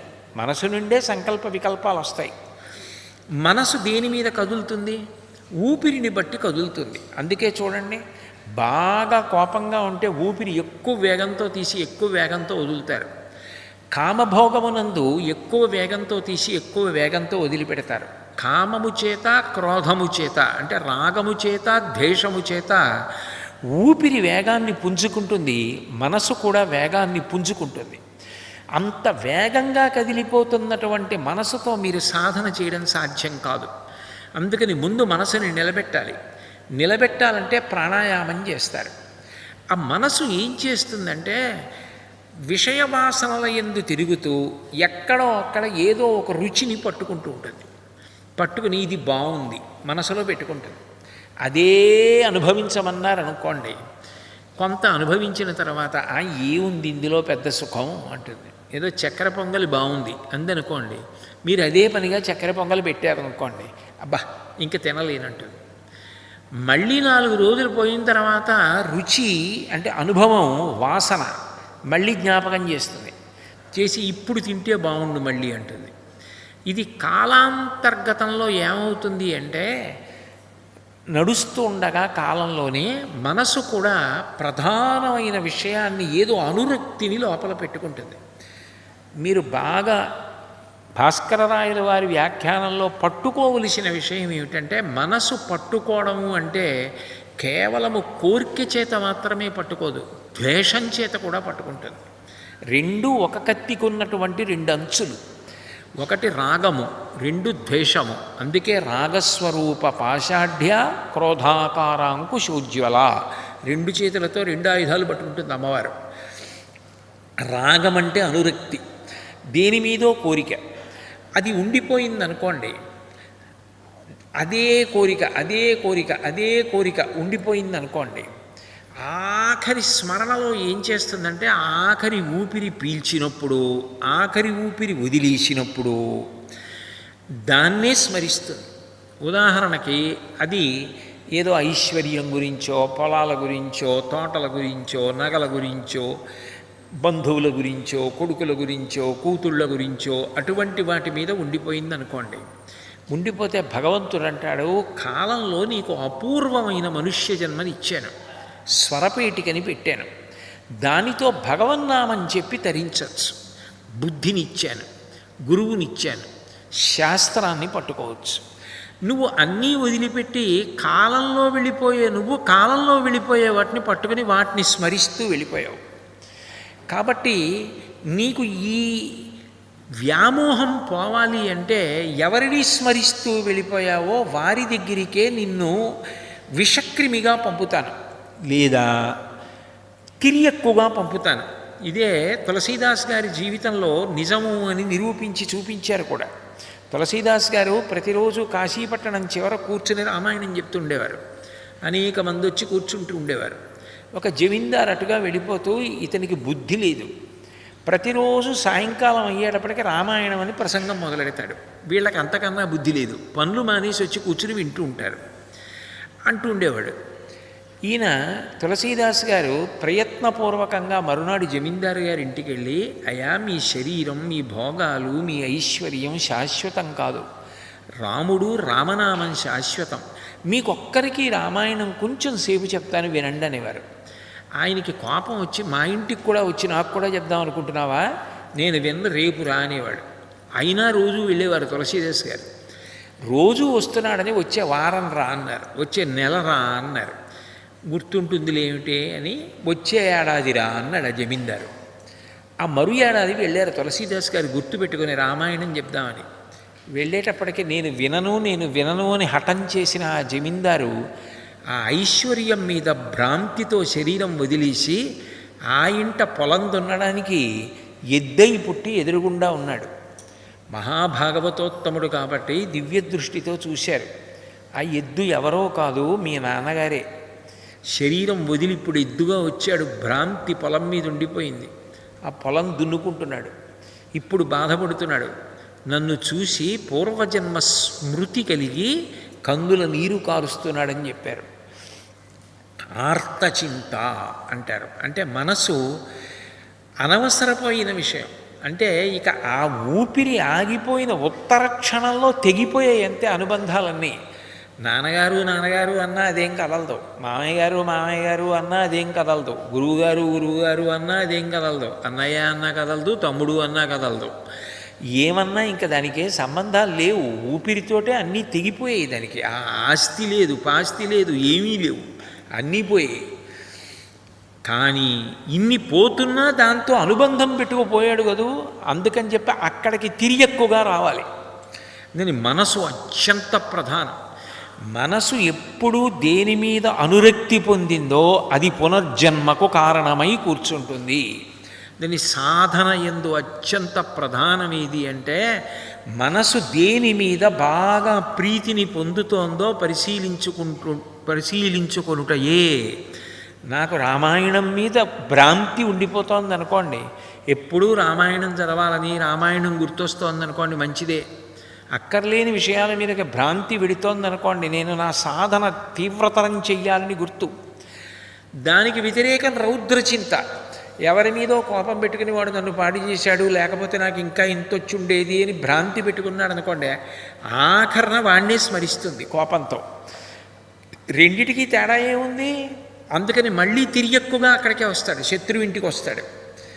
మూడవది ధన్యచింత. అబ్బా, ఎన్ని విషయాలున్నాయి లోకంలో, ఎన్ని గ్రంథాలున్నాయి, నేను ఏం చదివాను, నాకు ఎన్ని శ్లోకాలు వచ్చు, ఎన్ని పద్యాలు వచ్చు, ఎంతమంది మహాపురుషులు తిరిగాడిన ప్రదేశాలు తొక్కాను, ఎన్ని చోట్లకి వెళ్ళాను, ఎన్ని చోట్ల స్నానం చేశాను, ఏం సాధన చేశాను, ఎంత ధ్యానం చేశాను, నేనేం పొందాను, నాకు సరిపోలేదు ఆయుర్దాయం, నేను ఇంకా చాలా చేయవలసింది ఉంది అని దాని గురించిన తాపత్రయంతో వదిలిపెట్టాడు అనుకోండి, ధన్యచింత అంటారు. ధన్యచింత ఎందు ఏమవుతుందంటే మళ్ళీ సాధన చేయడానికి వీలైనటువంటి తీవ్ర బలంతో మళ్ళీ వస్తాడు, దానికి అనుకూలమైన స్థితిలో వస్తాడు. అటువంటి సత్పురుషుడి కడుపున కొడుగ్గా వస్తాడు. ప్రారంభం నుంచి సాధన కొనసాగించడానికి అవకాశం ఉండేటట్టుగా వస్తాడు. చిట్ట చివరి చింత అన్నిటికన్నా గొప్ప చింత. అది ఆర్తచింత, రౌద్రచింత, ధన్యచింత. ఈ మూడు చింతలు కానటువంటి చింత. అందులో ఏమవుతుంది అంటే కేవలముగా శరీరం పడిపోతుంటే ఇది పరమసత్యం. ఎన్ని కోట్ల మంది వెళ్ళిపోలేదు, ఇప్పుడు ఈ శరీరం కూడా పడిపోతోంది తప్ప ఆత్మ మాత్రం ఎప్పుడూ ఉంటుంది అని తనకి తాను సాక్షిగా శరీరం పడిపోవడాన్ని గమనిస్తాడు. అలా గమనించి వదిలిపెట్టేసిన వాడు ఎవరున్నాడో వాడు ఇక రాడు. ఎందుకనంటే తను ఆత్మగా ఉండిపోయాడు కాబట్టి అదే ఆఖరి మృత్యువు. ఇక మళ్ళీ జన్మ ఎత్తడు, ఇక మళ్ళీ మరణము పొందవలసిన అవసరం లేదు. అందుకని మనసు ప్రధానం. మనసు దేన్ని పట్టుకుంటోంది అన్నదాన్ని బట్టి వాసనాబలంగా వస్తుంది. ఈ వాసనాబలం కనిపెట్టడానికి ఒక్కొక్కసారి ఇళ్లల్లో ఒక్కొక్క ప్రయోగం చేస్తూ ఉంటారు. ప్రయోగం అంటే ప్రత్యేకించి అన్నప్రాశన చేసేటటువంటి సమయంలో ఇక శరీరంలో బలం పొందుతాడు కాబట్టి వీడికి గత జన్మలో మనసులో దేని మీద అనురక్తుందో చూద్దాం, ఏ వాసనా బలం పట్టుకుని వచ్చాడు వీడు అని కాస్త బంగారం, వెండి, ఓ రామాయణం, ఓ కలం, ఓ పుస్తకం, ఓ కొత్త బట్ట, పసుపు, కుంకం అన్నీ పెడతారు. వీడు వెళ్ళి దేన్ని ముట్టుకుంటాడో చూద్దాం, ఏది వీడిని ఆకర్షిస్తుందో, ఏది వీడి మనసుని ఆకర్షిస్తుందో చూద్దాం. వాడు ఏ రామాయణమో, ఏ పుస్తకమో, ఏ కలమో పట్టుకున్నాడు అనుకోండి, బెంగలేదు. వాడి ఇల్లు అక్కడ పెట్టకపోయినా ఓ కత్తో ఏదో పట్టుకున్నాడు అనుకోండి, తల్లిదండ్రులు జాగ్రత్త పడాలని గుర్తు. కాబట్టి సంస్కారం, వాసనాబలాన్ని పరిశీలిస్తారు. భగవాన్ రమణుల విషయాన్ని మీరు పరిశీలిస్తే సనాతన ధర్మంలో చెప్పబడినటువంటి జీవుని యొక్క పునరుత్పత్తి, జీవుడు శరీరం మారడం, వాసనాబలాన్ని వెంట ఎలా తెచ్చుకుంటాడు అన్నదానికి సర్వసాధారణంగా కనపడని ఒక పతాక స్థాయి విషయం ద్యోతకమవుతుంది. ఆయనలో ఒక విశేషం ఉన్నా ఎవరికీ తెలిసేది కాదు. అది మొట్టమొదట ఎప్పుడు బయటపడింది అంటే వాళ్ళ తండ్రి గారు గతించారు. పినతండ్రి గారు సుబ్బయ్యర్ గారని వాళ్ళ ఇంట్లో ఉండి చదువుకుంటూ ఉండేవారు. దిండిగల్లో ఆయన సబ్ రిజిస్ట్రార్ ఆఫీసులో పెద్ద గుమాస్తాగా పనిచేసేవారు. ఆయన ఇంట్లో ఉండి చదువుకుంటున్నారు. ఒకరోజు ఆ సుబ్బయ్యర్ గారు అబ్బాయి శ్రీనివాస్ అని అతని పుట్టినరోజు వచ్చింది. ఆ ఇంట్లో వాళ్ళందరూ సాయంకాలం గుడికెడుతూ వెంకట్రామన్ అనేవారు అప్పటికి రమణ మహర్షిని. ఈ పిల్లవాడు చదువుకుంటున్నాడు కదా అని, ఒరే నువ్వు చదువుకుంటూ ఉండు, మేమందరం గుడికి వెళ్ళొస్తాం అన్నారు. అందరూ గుడికి వెళ్ళారు. ఈ అబ్బాయి చదువుకుంటున్నాడు. చదువుకుంటున్న వాడికి నిద్ర వచ్చినట్టుగా అనిపించింది. నిద్ర వస్తోందని వెళ్ళి తాళం వేసేసి లోపల దీపాన్ని తగ్గించేసి వెళ్ళి పడుకుని నిద్రపోయాడు. ఆ గుడికి వెళ్ళిన వాళ్ళు ఎంతసేపు ఉంటారు? 2 గంటలో 3 గంటలో ఉండి గుడి నుంచి తిరిగి వచ్చారు. తిరిగి వచ్చి తలుపులు పగిలిపోయేటట్టు కొట్టారు. ఆ చుట్టుపక్కల ఉన్నవాళ్ళు, ఊళ్ళో ఉన్న వాళ్ళందరూ కూడా వచ్చేసారు. అందరూ ఏమనుకున్నారంటే లోపల పడుకున్న పిల్లవాడికి ఏదో ప్రమాదం జరిగింది. అంత ప్రమాదం జరిగింది కాబట్టే ఇంత తలుపులు కొడుతున్నా కూడా అతనికి తెలియలేదనుకున్నారు. సరే గోడ దూకి లోపలికి వెళ్ళాలనుకున్నారు. ఏవో రకరకాల ఆలోచనలు చెప్పి తాళం పగలగొట్టేద్దామని నిర్ణయానికి వచ్చారు. అప్పుడు చుట్టుపక్కల ఇళ్ల వాళ్ళ దగ్గర ఉన్న తాళం చెవులు తెచ్చేదో బయట నుంచి తాళం తీస్తే లోపల తాళం మూడిపోయే పరిస్థితి ఉన్న తాళం అది. ఆ తాళం తిప్పితే ఒక తాళానికి తాళం మూడింది. తలుపులు తీసుకొని లోపలికి వెళ్ళారు. మనందరం ఇప్పుడు భగవాన్ రమణులు అని పిలువబడుతున్నటువంటి వెంకటరామన్ గాఢ నిద్రలో ఉన్నాడు. ఆయన వీళ్ళు వెళ్ళి ఆ కోపంతో ఆయన్ని కాళ్ళతో తన్నారు. ఇంతమంది తన్నారు, ఆయన లేవలేదు. పిడిగుద్దులు గుద్దారు, ఆయన లేవలేదు. గిల్లారు, ఆయన లేవలేదు. కొట్టారు, ఆయన లేవలేదు. చాలాసేపటి తర్వాత ఆయన లేచాడు. ఆయన ఒంటికి ఏమాత్రం నొప్పి కలగలేదు. ఆయన అకస్మాత్తుగా లేచి మీరందరూ ఎందుకు ఇక్కడున్నారు, ఇంతమంది ఎందుకున్నారు, ఏమైందని అడిగాడు. అప్పటి నుంచి అక్కడ ఉన్న వాళ్ళకి అర్థమైన విషయం ఏంటంటే వీడు నిద్రపోతూ ఉండగా ఏమైనా చేస్తే ఇతనికి తెలియదు. అందుకని ఆటలలో ఆయన చేతిలో ఓడిపోయిన వాళ్ళు, ఆయన మీద కోపం పెట్టుకున్న పిల్లలు ఏం చేసేవారంటే ఆయన బాగా నిద్రపోయిన తర్వాత ఆయన్ని మెల్లిగా భుజాల కింద చెయ్యేసి నడిపించుకుంటూ తీసుకెళ్ళి ఎక్కడో పడుకోబెట్టి ఆయన్ని చితక్కొట్టేసి మళ్ళీ నడిపించుకుంటూ తీసుకొచ్చి పడుకోబెట్టి వెళ్ళిపోయేవారు. ఆయన్ని తీసుకెళ్ళినట్టు తెలియదు, ఆయన్ని కొట్టినట్టు తెలియదు, ఆయన్ని తెచ్చి మళ్ళీ పడుకోబెట్టినట్టు ఆయనకి తెలియదు. ఇందులో మీరు ఒక విషయాన్ని గమనించవలసి ఉంటుంది. మనిషికి జాగ్రత్త, స్వప్న, సుషుప్తి అని 3 అవస్థలు. ఇంద్రియములతో కలిసి పనిచేస్తున్నాడు అనుకోండి జాగృతి. ఇప్పుడు మీరు జాగృతిలో ఉన్నారు, నేను జాగృతిలో ఉన్నాను.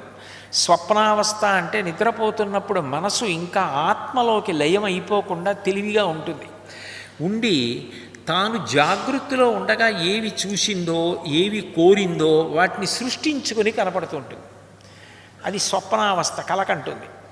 సుషుప్తి యందు ఆ మనసు కూడా ఆత్మలోకి లయమైపోతుంది. అప్పుడు ఇంకేమీ ఉండదు, గాఢ నిద్ర, అజ్ఞానం. అప్పుడు ఏముంది అంటే ఏమీ తెలియదు. రాత్రి 10ంటికి పడుకున్నాను, 5 అయిందా అంటాడు. రాత్రి 10 గంటలకి తెల్లవారుజామున 5 గంటలకి మధ్య ఏమైందో ఆయనకి ఏమీ తెలియదు.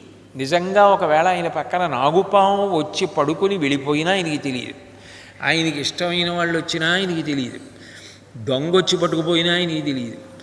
ఏమి జరిగినా ఇంకా ఆయనకి తెలియదు. కానీ ఆ సుషుప్తి మాత్రం పరమానంద స్థితి. ఎంత హాయిగా ఉందో, గాఢ నిద్ర పట్టిందంటాడు. అజ్ఞానంతో ఒక్క ఆత్మగా ఉండిపోయాడు అక్కడ. ఇంకా మనసు లేదు, ఇంద్రియములు లేవు, శరీరం లేదు, ఏమీ లేదు. ఒక్క ఆత్మగా తాను నిలబడిపోయాడు. కానీ అది తెలిసి జరిగినది కాదు, అజ్ఞానంతో జరుగుతోంది సుషుప్తి. ఈ పిల్లవాడికి గత జన్మలలో చేసినటువంటి గొప్ప సాధనా బలం ఉంది. ఆ సాధన యందు ఆయనకి సమాధి యందు ప్రవేశించడం అలవాటు ఉంది. సమాధి అంటే శరీరం పడిపోయిన తర్వాత భూమిలో పెట్టడం అటువంటిది కాదు. సమాధి అంటే ఇంద్రియములు మనసులోకి వెళ్ళిపోతే, మనసు ఆత్మలోకి వెళ్ళిపోతే ఇక ఏ విషయంతో సంబంధం లేకుండా తనంత తానుగా అట్లాగే నిలబడిపోతాడు. యోగతారావళి అని శంకరాచార్యులు వారు ఒక గ్రంథం చేశారు. అందులో ఆ సమాధి స్థితికి వెళ్ళినటువంటి వాడు ఎలా ఉంటాడో చెప్తారు. అందులో శేషాద్రిశృంగే సదా వసంతం శ్రీశైలశృంగే వివిధ ప్రసంగే శేషాద్రిశృంగే సదా వసంతం తమర్జునం మల్లికపూర్వమీనం అంటారు.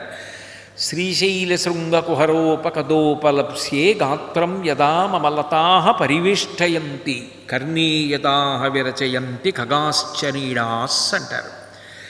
అంత తీవ్రమైన సమాధి స్థితిలోకి వెళ్ళిపోయినటువంటి వ్యక్తి యొక్క ఇంద్రియ శక్తులన్నీ మనసులోకి వెళ్ళిపోయి మనసు ఆత్మలోకి వెళ్ళిపోతుంది. శరీరం అలా ఉంటుంది. కానీ మొట్టమొదట ఆ వ్యక్తి ఇక కదలడు అని ఎవరు నమ్ముతారంటే తీగలు నమ్ముతాయి. తీగ అక్కడ ఒక కర్రపుల్లు ఉండి ఇక్కడ నేను కదలకుండా కూర్చున్నాం అనుకోండి, ఆ పక్కన చిక్కుడు తీగ ఉంటే అది నన్ను అల్లుకోదు. ఎందుకంటే దానికి తెలుసు వీడు ప్రాణంతో ఉన్నాడు, లేచి వెళ్ళిపోతాడని. నేను అక్కడ ఉన్నా నన్ను పక్కకు తప్పుకుని చిన్న బెడ్డని చుట్టుకుంటుంది తప్ప నన్ను చుట్టుకోదు. అది వీడికి చుట్టుకుంటే ప్రమాదం, వీడు లేచిపోతాడని. మొట్టమొదట సమాధి స్థితిలోకి వెళ్ళిపోయిన వ్యక్తిని ఎవరు నమ్ముతారంటే తీగ నమ్ముతుంది.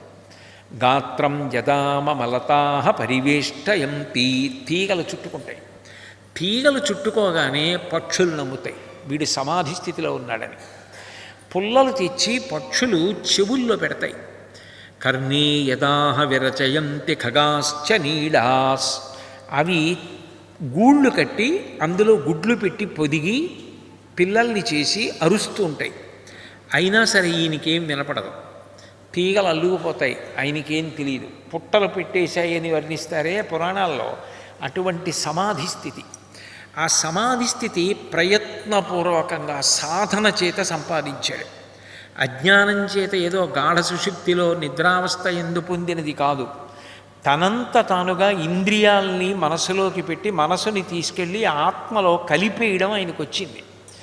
కలిపేసి పరమానంద స్థితిలో చాలా కాలం అలా ఉండిపోగలడు. రామకృష్ణ పరమహంస జీవితం చదివితే ఆ రోజులలో, ఇప్పటి విషయం కాదు కదా, ఇప్పుడు దక్షిణేశ్వరం ఉన్నట్లు లేదు. అప్పుడు దక్షిణేశ్వరంలో ఆ మారేడు తోటను ఉండేది, దాని వెనకాతల శ్మశానం ఉండేది. అసలు ఆ మారేడు తోట దగ్గరికి వెళ్ళడానికి ఎవరికి ధైర్యం ఉండేది కాదు. అందరూ నిద్రపోతుంటే రామకృష్ణ పరమహంస లేచి వెళ్ళేవారు. మేనల్లుడికి అనుమానం వచ్చింది రోజు ఎక్కడికి వెళ్తున్నాడని. ఒకరోజు అనుసరించి వెళ్ళాడు. వెళ్ళేటప్పటికి ఈయన మారేడు తోట దాటి వెనక్కి వెడుతున్నారు శ్మశానంలోకి. ఆయనకి భయం వేసింది, వెళ్ళలేదు. వెళ్లకుండా అక్కడ నిలబడి చూస్తున్నారు. ఈయన తిన్నగా ఓ చెట్టు దగ్గరికి వెళ్ళి ఒంటి మీద ఉన్న బట్టలన్నీ విప్పేసి పక్కన పారేసి యజ్ఞోపవీతం కూడా తీసేసి చెట్టు కొమ్మకి తగల్చేసి గాఢ సమాధి స్థితిలోకి వెళ్ళిపోయారు. వెళ్ళిపోయిన వారు మరునాడు తెల్లవారుజామున బహిర్ముఖులై లేచి మళ్ళీ యజ్ఞోపవీతం వేసుకొని బట్ట కట్టుకొని వస్తున్నారు. ఈయన భయపడిపోయి, నీకు బుద్ధి ఉందా, ఏమిటా పనులు, రాత్రి శ్మశానంలో ఎందుకు కూర్చున్నామని అడిగారు.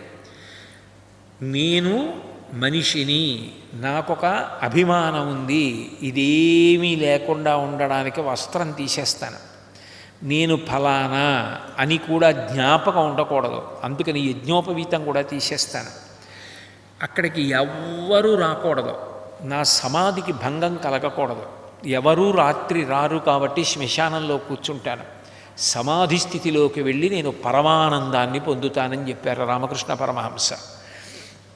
ఆ స్థితి అందరికీ అందేది కాదు. అందుకే రామకృష్ణ పరమహంసని పిచ్చివాడన్నారు. లోకం ఆయనకి పిచ్చి పట్టిందంటే శారదామాత చూడడానికి వెళ్ళారు కూడా. ఆ పిచ్చి నాకెప్పుడు పడుతుందో అని ఏడ్చారు మహానుభావులు. ఆ ఆత్మస్థితిలోకి వెళ్ళడం, అటువంటి సమాధిలోకి ప్రవేశించడం, అది కోటాను కోట్ల జన్మల యొక్క పుణ్యబలం, సాధనాబలం ఉంటే తప్ప వచ్చేది కాదు. అది ఆయనకి ఆ సమాధి స్థితిలోకి వెళ్ళి ఉండిపోగలిగినటువంటి ఆ గొప్ప స్థితి జన్మజన్మాంతరముల నుండి వాసనాబలంగా వచ్చేసింది.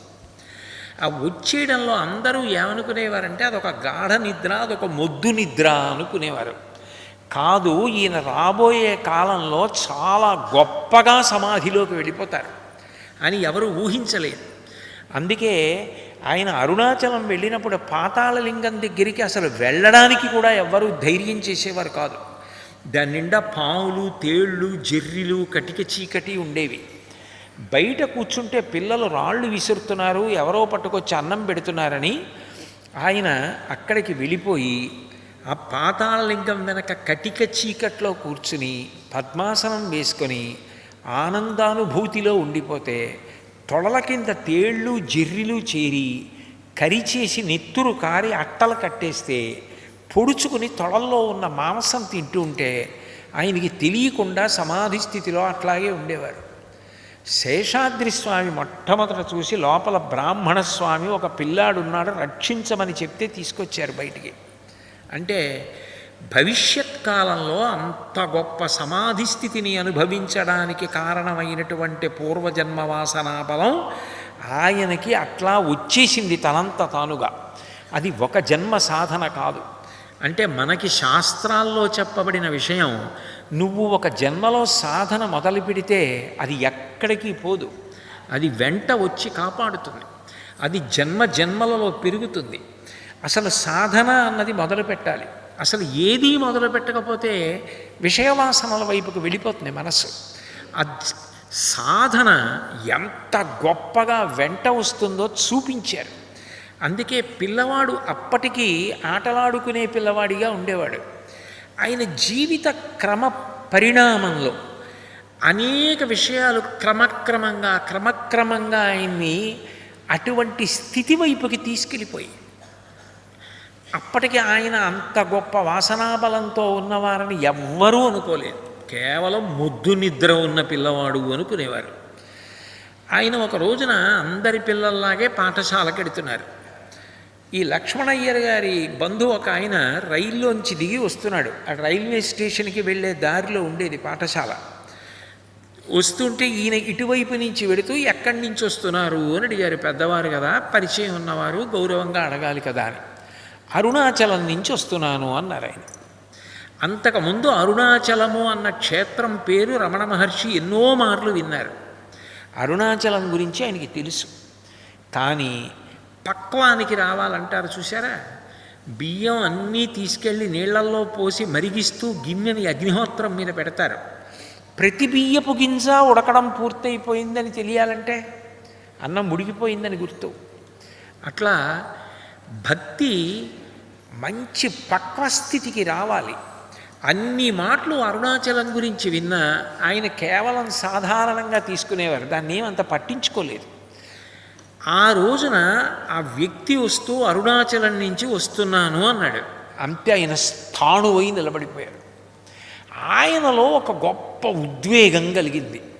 ఈ సమస్త చరాచర ప్రపంచాన్ని కూడా ఎవరు సృష్టించాడో, ఎవడు నిలబెట్టాడో, ఎవడు తనలోకి తీసేసుకుంటున్నాడో, ఎవడు ఇన్ని భూతములకు తండ్రియో, ఎవడు కరుణాసముద్రుడు, ఎవడి పాదములు నిజానికి నేను చేరిపోవాలో, లేనినాడు జన్మ వ్యర్థమైపోతుందో అటువంటి మహానుభావుడైన నా తండ్రి పరమశివుడు నివసించేటటువంటి క్షేత్రం అది అని ఆనందంతో గగుర్పాటుతో అలా నిలబడిపోయారు. ఆయన విచిత్రంగా చూస్తున్నాడు. అరుణాచలం ఎక్కడా అని అడిగారు. అప్రయత్నంగా నోటి వెంట వచ్చిన మాట ఆ పరవశంలో. ఆ వస్తున్న వ్యక్తి విచిత్రంగా చూసి, అరుణాచలం ఎక్కడంటావేమిట్రా, తిరువన్నామలై అని పిలుస్తాం కదా, అదే అరుణాచలం, అది తెలియదా నీకు అన్నారు. అనేటప్పటికే ఆ ఆనందపు పొంగు కిందకి వెళ్ళిపోయింది. పాఠశాలకి వెళ్ళారు. కానీ ఆనాటి నుంచి ఆయనకి తెలియకుండానే ఏదో అరుణాచలం అరుణాచలం అరుణాచలం గొప్ప క్షేత్రం, అక్కడ శివుడు ఉన్నాడు, అక్కడ నా తండ్రి ఉన్నాడు, నేను అక్కడికి వెళ్ళిపోవాలి అంటే ఏదో చేసిన సాధన, ఏదో చేసినటువంటి పుణ్యం, ఏదో భగవంతుని యందు ఐక్యం అవ్వడానికి చేసిన తీవ్ర ప్రయత్నం ఎక్కడో ఆగింది. ఆగి ఇప్పుడు అది కొనసాగడం మొదలవుతోంది. అది ఎప్పుడెప్పుడు మెలకువలోకి రావాలో, ఎప్పుడెప్పుడు అంటుకోవాలో అప్పుడు అటువైపుకి ఈశ్వరుడు లాగుతాడు. మొదటి ప్రయత్నం మనది కాదు, ఈశ్వరుడే లాగుతాడు. అందుకే శంకరాచార్యులు వారి శివానంద లహరి చేస్తూ అంకోలం నిజబీజ సంతతి రయస్కాంతోఫలం సూచిక సాధ్వీ నైజ విభుం లతాక్షితిరుహం సింధు సరిద్వల్లభం ప్రాప్నోతీహ యథా తథా పశుపతే పాదారవిందద్వయం చేతో వృత్తి రూపేచ్య తిష్టతి సదా సా భక్తిరిత్యుచ్యతే అంటారు. శ్రీశైల క్షేత్రంలో మల్లెల తీర్థమని ఒక తీర్థం. అక్కడికి వెడుతున్నప్పుడు గట్టిగా మాట్లాడినా, అరిచినా, భజనలు చేసినా, అట్లాంటి పనులు ఏమైనా మనం కానీ చేసామనుకోండి, ఎక్కడి నుంచి వస్తాయో తెలియదు. వెంటనే మనని బాధ పెట్టడానికి ఆ పక్షులు, కుక్కలు మొదలైనటువంటివన్నీ కూడా వచ్చేస్తాయి. మనం నిశ్శబ్దంగా మౌనంగా కిందకి దిగుతున్నాం అనుకోండి, వచ్చి చూసి వెళ్ళిపోతాయి. ఆ మల్లె తీర్థానికి వెళుతున్నప్పుడు కనపడతాయి అంకోల వృక్షాలు. ఆ అంకోల వృక్షానికి ఒక లక్షణం ఉంటుంది. దాని నుంచి కాయ ఊడి కింద పడిపోతుంది, పండు పడిపోయి కొన్నాళ్ళకు పగులుతుంది. పగలగానే అందులో ఉన్న గింజని చెట్టు మళ్ళీ లాక్కుంటుంది. లాక్కుని గింజ వెళ్ళి చెట్టును అంటుకుంటుంది. అంకోలం నిజబీజ సంతతి, అంకోల వృక్షం మళ్ళీ లాక్కున్నట్టు అన్నవర క్షేత్రంలో వీర వెంకట సత్యనారాయణ స్వామి వారు ఆ అంకోల వృక్షం కిందే మొట్టమొదట దర్శనమిచ్చారు. అటువంటి అంకోల వృక్షం ఎలా తన చెట్టు కాయలలో ఉన్న గింజల్ని తాను లాగేస్తుందో, భగవంతుడు కూడా చేసిన సాధనా బలాన్ని దృష్టిలో పెట్టుకుని తన వైపుకి అట్లా లాగుతాడు. అలా ఎవరిని లాగాడో వారే భగవంతుడి వైపుకి అడుగులు వేయగలుగుతారు. ఎన్ని లక్షల మంది ఉండొచ్చు, కోట్ల మంది ఉండొచ్చు. కొంతమంది ఎందుకు అడుగులు వేయగలుగుతారంటే వాళ్ళకి భగవద్ అనుగ్రహం ఉంటేనే అట్లా అడుగు వేయగలుగుతారు. ఆయన ఏ జన్మలలో చేసినటువంటి గొప్ప సాధనో, అరుణాచలము అన్న పేరు ఆయన అలా లాగేసింది. అక్కడికి కొంత వేగం పుంజుకుంది. దీనికి ఒక దశ దిశ ప్రారంభం కావాలి. రాత్రివేళ ఇంట్లో పడుకున్నటువంటి మంచం మీద తలగడాలన్నీ నిలువుగా పెట్టి దుప్పటి కప్పి ఇంట్లో వాళ్ళకి తెలియకుండా గోడ దూకి పారిపోయి వైఘై నదీ తీరంలో పిల్లలతో కలిసి ఆడుకుని తెల్లవారకట్ట మళ్ళీ వచ్చి పడుకున్న పిల్లవాడు అందరిలాగే పాఠశాలకు వెళ్ళి పాఠశాలలో పాఠాలు చదువుకున్న తర్వాత పిల్లలతో కలిసి మైదానాల్లోనూ పర్వత పాదాలలోనూ విశేషమైనటువంటి ఆటలు ఆడేటటువంటి వాడు, మల్ల యుద్ధం చేసేవాడు, పిడిగుద్దులు గుద్దేవాడు. అటువంటి పిల్లవాడు ఒకానొక రోజున తన పినతండ్రి గారు ఆ సుబ్బయ్యర్ గారు చదువుకుందామని తీసుకొచ్చి అక్కడ పెట్టుకున్న పెరియ పురాణం అన్న పుస్తకాన్ని చూశారు. ఆయనే చెప్పుకున్నారు, నాకు నిజానికి చిన్నతనంలో పెరియ పురాణం అన్న పుస్తకం తప్ప నాకు ఇంకేమీ తెలియదు అని చెప్పుకున్నారు. ఆ పెరియ పురాణం అన్న పుస్తకం తీసిది ఏమిటి అని చదువుతున్నారు. అదంతా కూడా శివభక్తుల యొక్క చరిత్ర, 63 మంది నాయనార్ల గురించి ఉంటుంది అందులో. మామూలుగా పుస్తకం చదవడం వేరు. భగవాన్ రమణులు ఆ వయస్సులో నాయనార్ల చరిత్ర చదువుతుంటే ఏ నాయనార్ కథ చదువుతున్నారో ఆ నాయనారుగా తాను మారిపోయేవారు. మనసులో ఏదో మూర్తి నాయనార్ గురించి చదువుతున్నారు అనుకోండి, లేకపోతే ఇంకొక నాయనార్ గురించి, శక్కి నాయనార్ గురించి చదువుతున్నారు అనుకోండి, నీలనక్క నాయనార్ గురించి చదువుతున్నారు అనుకోండి, ఆ నాయనారు కింద తాను మారిపోయేవారు. ఆ నాయనారు కష్టాలు పడుతుంటే ఈయన కళ్ళంబట నీళ్లు ధారల కింద కారిపోయేవి. ఆ నాయనారికి శివానుగ్రహం కలిగి దర్శనమైతే ఈయన దర్శనమైనంత ఆనందానుభూతిని పొంది రోమాంచితమైపోయి అసలు ఒళ్ళు నిక్కబుడుచుకుపోయి వెంట్రుకలతోటి అట్లాగే సమాధి స్థితిలో ఉండిపోయేవారు. ఆ నాయనారు విజయం పొందాడనుకోండి, ఈయన విజయం పొందినంత ఆనందం పొందేవారు. ఆ పుస్తకం చదవడం పూర్తయింది, అంతే. ఆయన జీవితంలో ఒక పెనుమార్పు వచ్చేసింది. అప్పటి వరకు పిల్లలతో ఆడుకున్నటువంటి పిల్లవాడు ఆడుకోవడం మానేశాడు. అప్పటి వరకు పాఠశాలకి మామూలుగా అందరితో పాటు వెళ్ళిన పిల్లవాడు పాఠశాలకి వెళ్ళడం మీద అనురక్తి పోయింది. ఇంటికొచ్చి పుస్తకాలు చదవడం మీద అనురక్తి పోయింది. వంట చేసుకుంటుంటే ఇంట్లో ఉన్న పెద్దవాళ్ళకి, ఆడవాళ్ళకి సహకారం చేసేవారు, అది పోయింది. ఎప్పుడూ పరధ్యానం, పద్మాసనం వేసుకుని కూర్చుని ఉండేవారు. మధురైలో మీనాక్షి అమ్మవారి దేవాలయానికి వెళ్ళి నాయనార్ల మంటపంలో వాళ్ళ వంక చూస్తూ, భగవన్మూర్తి వంక చూస్తూ ఆనంద ధారలు కళ్ళ వెంట పడిపోతుంటే తనలో తాను పరవశించిపోతూ ఆ నాయనార్ల భక్తి జ్ఞాపకానికి వచ్చి పరవశించిపోయినటువంటి హృదయంతో ఉండేవారు.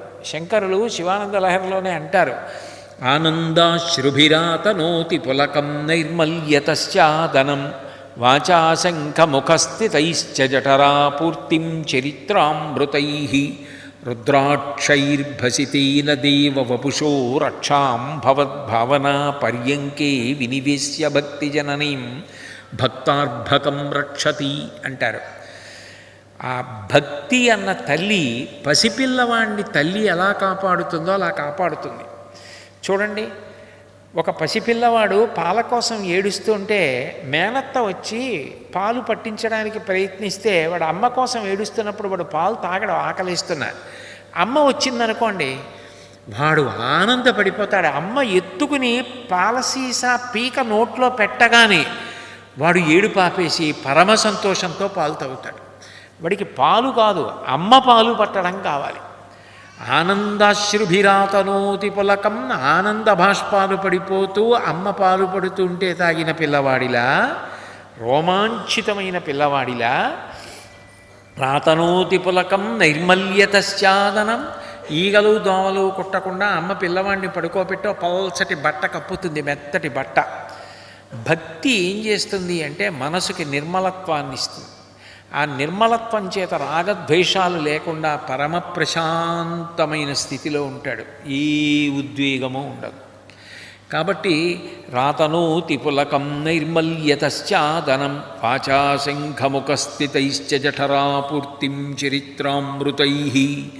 అమ్మ కడుపు నిండా పిల్లవాడికి పాలు పట్టినట్టుగా భక్తి అన్న తల్లి ఏం చేస్తుందంటే పిల్లవాడికి ఎప్పుడు భగవత్ సంబంధమైనటువంటి కథలు మళ్ళీ మళ్ళీ మళ్ళీ మళ్ళీ వింటూ, పిల్లవాడు పాలు నోటితో తాగితే చెవులతో తాగుతూ కడుపు నింపుకుంటూ ఉంటాడు. కాబట్టి వాచాశంఖముఖస్థితైశ్చ జఠరా పూర్తిం చరిత్రామృతైః రుద్రాక్షైర్భసితేన దేవ వపుషో రక్షాం.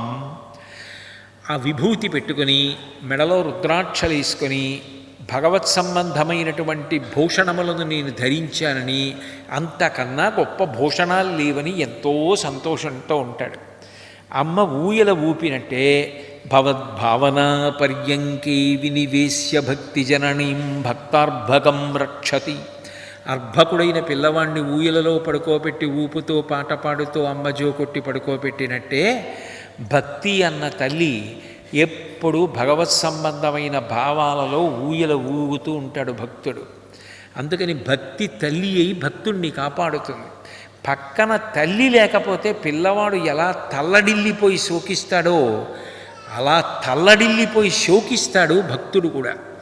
అందుకే ఆయన జీవితంలో అంత పెనుమార్పు ఎప్పుడు సంభవించింది, ఎట్లా సంభవించింది, పెరియ పురాణం చదివినంత మాత్రం చేత అంత గొప్ప స్థితి ఎలా వచ్చేసింది అంటే అది ఈ జన్మది అని చెప్పడం సాధ్యం కాదు. భగవద్గీతలో కృష్ణ భగవానుడు ఒక మాట అంటాడు, బహూనాం జన్మనామంతే జ్ఞానవాన్ మాం ప్రపద్యతే వాసుదేవ సర్వమితి సమహాత్మా సుదుర్లభ. అది ఒక్క జన్మలో రావడం అంత తేలిక విషయం కాదు. కోటాను కోట్ల మందిలో ఎవరో ఒక్కడున్నాడు. ఆయన ఎవరో తెలుసా? బహూనాం జన్మనామంతే జ్ఞానవాన్ మాం ప్రపద్యతే. అనేక కోట్ల జన్మలు సాధన చేశాడు. సాధన చేయగా చెయ్యగా చెయ్యగా చెయ్యగా చెయ్యగా ముందుకెళ్ళి దాన్ని వాసనాబలంగా తెచ్చుకొని జ్ఞాని అయ్యాడు. అటువంటి జ్ఞానికి నేను తప్ప ఈ లోకమునందు ఇంకేం కనపడదు. అందరికీ లోకంలో అనేక వస్తువులు, అనేక రూపాలు, అనేక ప్రాణులు, నేను నువ్వు అని కనపడుతుంటే ఆయనకి అంతా ఉన్నది భగవంతుడే. వాసుదేవ సర్వమితి, ఉన్నది ఆ భగవంతుడే, వేరొకటి లేదు. రెండు కాని అద్వైత భావన యందు ఓలలాడుతూ ఉంటాడు. వాసుదేవ సర్వమితి సమహాత్మా సుదుర్లభ, ఆయన మహాత్ముడు. సుదుర్లభ, ఆయన అస్తస్తమానం 1000 మంది కోడో 1,00,000 మంది కోడో దొరకడు. కోటాను కోట్ల మందిలో ఎక్కడో ఎవరో ఒక్కడు అటువంటి వాడు ఉంటాడు అంటాడు గీతాచార్యుడు. ఆ స్థితి అప్పటికప్పుడు వచ్చినది కాదు. అంటే మనిషి భక్తి అన్నదాన్ని పట్టుకుని నడవడం మొదలు పెడితే సాధన యందు ఊంచుకోవడానికి భగవంతుడు ఎంత ఉపకారం చేసి మళ్ళీ మళ్ళీ మనుష్య జన్మల్నిచ్చి ముందుకు తీసుకెడతాడో నిరూపణం చేస్తుంది భగవాన్ రమణుల యొక్క జీవితం. ఆ పెరియ పురాణం చదవడం మొదలుపెట్టినప్పటి నుంచి ఆయనలో అంత మార్పు వచ్చేసింది.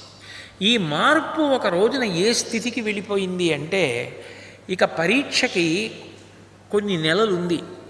1894 సంవత్సరం అనుకుంటాను, మే నెల 29వ తారీఖు మధ్యాహ్నం 11 గంటలకి మధురై సాక్షాత్ మీనాక్షి పరదేవత అక్కడే కదూ ఉంది.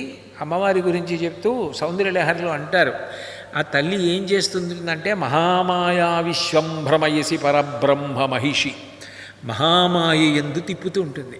ఆవిడ అనుగ్రహం కలిగిందా, మాయా అన్న తెర తీసేసి ఉన్నది పరబ్రహ్మం ఒక్కటే అన్న జ్ఞానం ఇస్తుంది. ఆ తల్లి అనుగ్రహం కలిగింది. ఏ జన్మలో చేసిన సాధనం. ఆయన వెళ్ళి మేడ మీద గదిలో కూర్చుని చదువుకుంటున్నారు.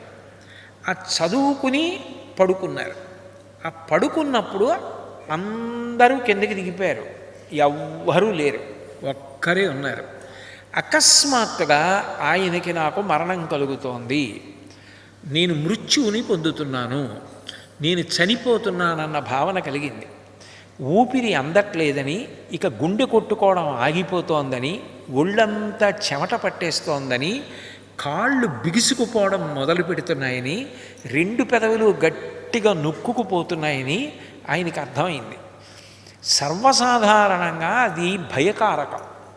ఆ స్థితి కలగగానే భయంతో ఓపిక ఉంటే పిలుస్తారు, లేకపోయినా శరీరం పడిపోతోందని విశేషమైన భయానికి లోనవుతారు. అకస్మాత్తుగా స్థితిలో ఆయనకు ఒక అనుమానం వచ్చింది.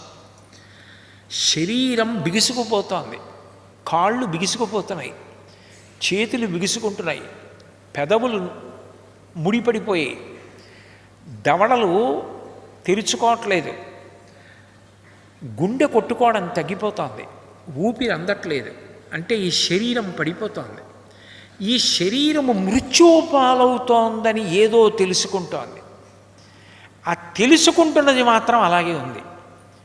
పడిపోతున్నది నేనా, తెలుసుకుంటున్నది నేనా అని అనుకోగానే ఆయనకి ఇంకొక ఆలోచన వచ్చింది. ఓ, ఇది చనిపోతోందని ఇప్పుడు తెలుసుకుంటున్నది నేను. ఈ చనిపోతున్నదేదో అది అసత్యమైనది, నిత్యము కానిది. ఇది చనిపోతుంది, ఈ ఊపిరి కూడా ఆగిపోతుంది. అప్పుడు కింద నుంచి వస్తారు కొంతమంది, వచ్చి చూస్తారు, వీడు చనిపోయాడు అంటారు. ఈ శరీరాన్ని తీసుకెళ్ళిపోతారు శ్మశానానికి. దీన్ని కట్టెల మధ్య పెట్టి కాల్చేస్తారు. కాల్చేస్తే ఇది బూది కుప్ప అయి పడిపోతుంది. అంటే ఈ శరీరం కాలిపోతుంది, ఈ శరీరం బూది కుప్ప అయి పడిపోతుంది. కానీ ఇది మరణిస్తోంది అని తెలుసుకుంటున్నటువంటి ఈ అహం ప్రజ్ఞ ఏది తెలుసుకుంటోందో, ఏది సాక్షిగా ఉందో అది మాత్రము ఏమీ అవదు. అది నేను, శరీరము నేను కాదు. అంటే మృత్యువు చేత గ్రసింపబడేవి శరీరములు తప్ప ఆత్మ కాదు. ఆత్మకు మృత్యువు లేదు, నేను ఆత్మ అని ఆయనకి అనుభవంలోకి వచ్చేసింది. ఇది నోటితో చెప్పడం చాలా తేలిక. ఇదే గీతాచార్యుడు అంటాడు భగవద్గీతలో. ఆయన భగవద్గీతలో మాట్లాడుతూ, జాతస్య హి ధ్రువో మృత్యు ధ్రువం జన్మమృతస్య చ తస్మాదపరిహార్యేద్ధే నత్వం సూచితుమర్హసి అశోచ్యానన్వశోచస్త్వం ప్రజ్ఞావాదాంశ్చ భాషసే గతాసూన గతాసూంశ్చ నానుశోచంతి పండితాః వాసాంసి జీర్ణాని యథా విహాయ నవ్యాని గృహాణి నరోపరాణి తథా శరీరాణి విహాయ జీర్ణాన్ అన్యాని సంయాతి నవాని దేహి దేహినోస్మిన్ యదా దేహి కౌమారం యవ్వనం జరా తథా దేహాంతర ప్రాప్తి ధీరస్తత్ర ముహ్యతి. పుట్టినటువంటి ప్రతివాడు శరీరాన్ని వదిలిపెట్టేయవలసిందే. వదిలిపెట్టేసిన ప్రతివాడు మళ్ళీ చేసిన పాపపుణ్యాలను భవించడానికి ఇంకొక శరీరాన్ని పుచ్చుకోవలసింది. దేహినోస్మిన్ యదా దేహే కౌమారం యవ్వనం జరా తదా దేహాంతర ప్రాప్తి ధీరస్తత్రణముహ్యతి. ఈ శరీరానికి ఒకప్పుడు బాల్యం ఉంది, కౌమారం ఉంది, యవ్వనం ఉంది, వార్ధక్యం ఉంది, అలాగే ఇది పడిపోవడము ఉంది. దాని గురించి ధీరుడు పండితుడైన వాడు వ్యామోహం చెందడు. ఎప్పుడూ పడిపోనిది, ఎప్పుడూ శాశ్వతమైనది, అసలు పోవడమన్న మాట అన్వయం కానిదేది ఆత్మ. నైనం చిందంతి శస్త్రాణి నైనం దహతి పావక నైచైనం క్లేదయంత్యాపో నశోషయతి మారుత.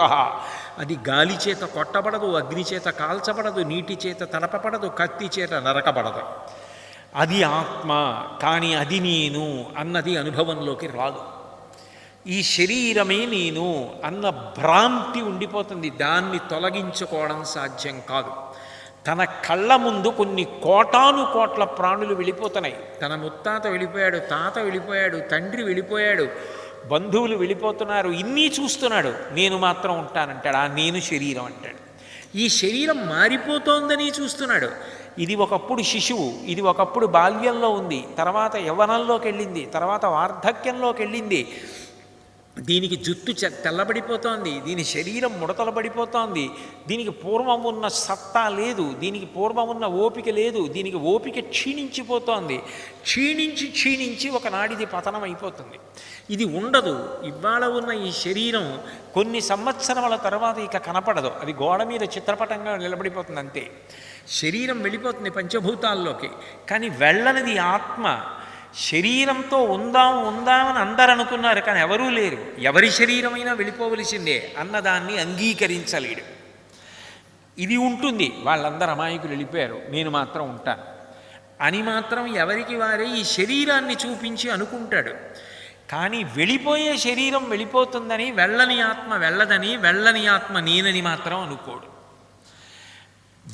వెళ్ళిపోయే శరీరాన్ని పట్టుకుని వెళ్ళకూడదని, వెళ్ళిపోతోందని ఏడుస్తూ ఉంటాడు అని గీతాచార్యుడు చెప్పినది సత్యంగా అనుభవంలోకి రావాలి అంటే ఎంత సాధన ఉంటే ఈశ్వరానుగ్రహం కలుగుతుంది. అది పుస్తకం చదువుకుంటే అనుభవంగా రాదది. అది ఎవరికి ఈశ్వర కృప కలిగిందో ఆ కృప కలిగిన వాళ్ళకి తాను ఆత్మ శరీరం కాదు అన్నది అనుభవంలోకి వస్తుంది.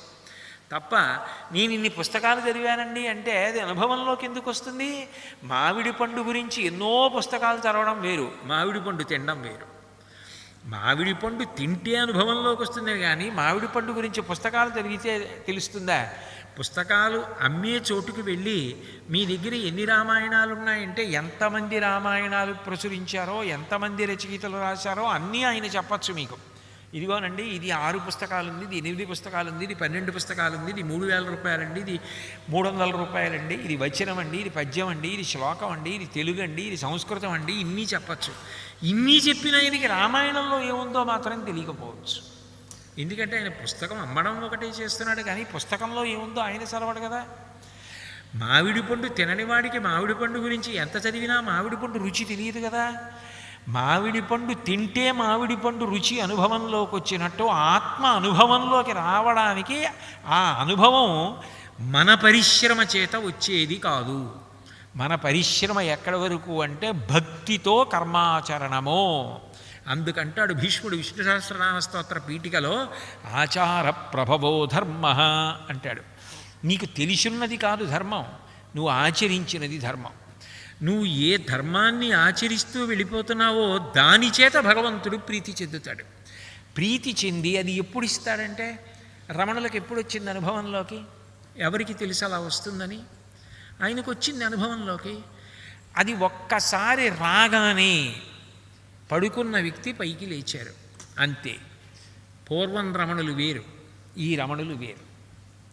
ఇక ఆయన మళ్ళీ జీవితంలో ఎప్పుడూ శరీరము నేను అన్నమాట ఆయనకి అన్వయం కాల.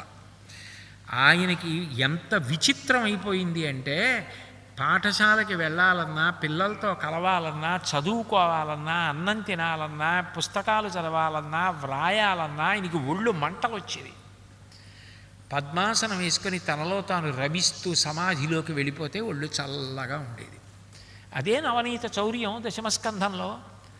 నవ అంటే అప్పుడే, నీతము అంటే పుట్టినది. భక్తితో కర్మాచరణ చెయ్యగా చెయ్యగా చెయ్యగా చెయ్యగా ఇక్కడ హృదయం అన్న చల్లకుండలోంచి పుట్టినటువంటి నవనీతాన్ని కృష్ణుడు చౌర్యం చేస్తాడంటే మనకి చెప్పకుండా తీసుకుని తింటాడు. అది మజ్జిగలో అయితే తేలుతుంది, అగ్నిహోత్రం మీద అయితే కరిగిపోతుంది. విషయములలో ప్రవర్తించమంటే అటువంటి వారు ఉండలేరు. ఎప్పుడూ భగవద్ధ్యానమునందు మాత్రమే వారు ఉండగలరు. వారికి అప్పుడు మిగిలిన విషయాలతో సంబంధం లేదు. ఆ స్థితికి ఆయన వెళ్ళిపోయారు. దానివలన ఇక పిల్లలతో ఆడుకోలేకపోయారు, అందరిలా ఉండలేకపోయారు. కానీ బాహ్య ప్రపంచం ఏమంటుంది? అలా ఉంటే ఊరుకుంటుందా?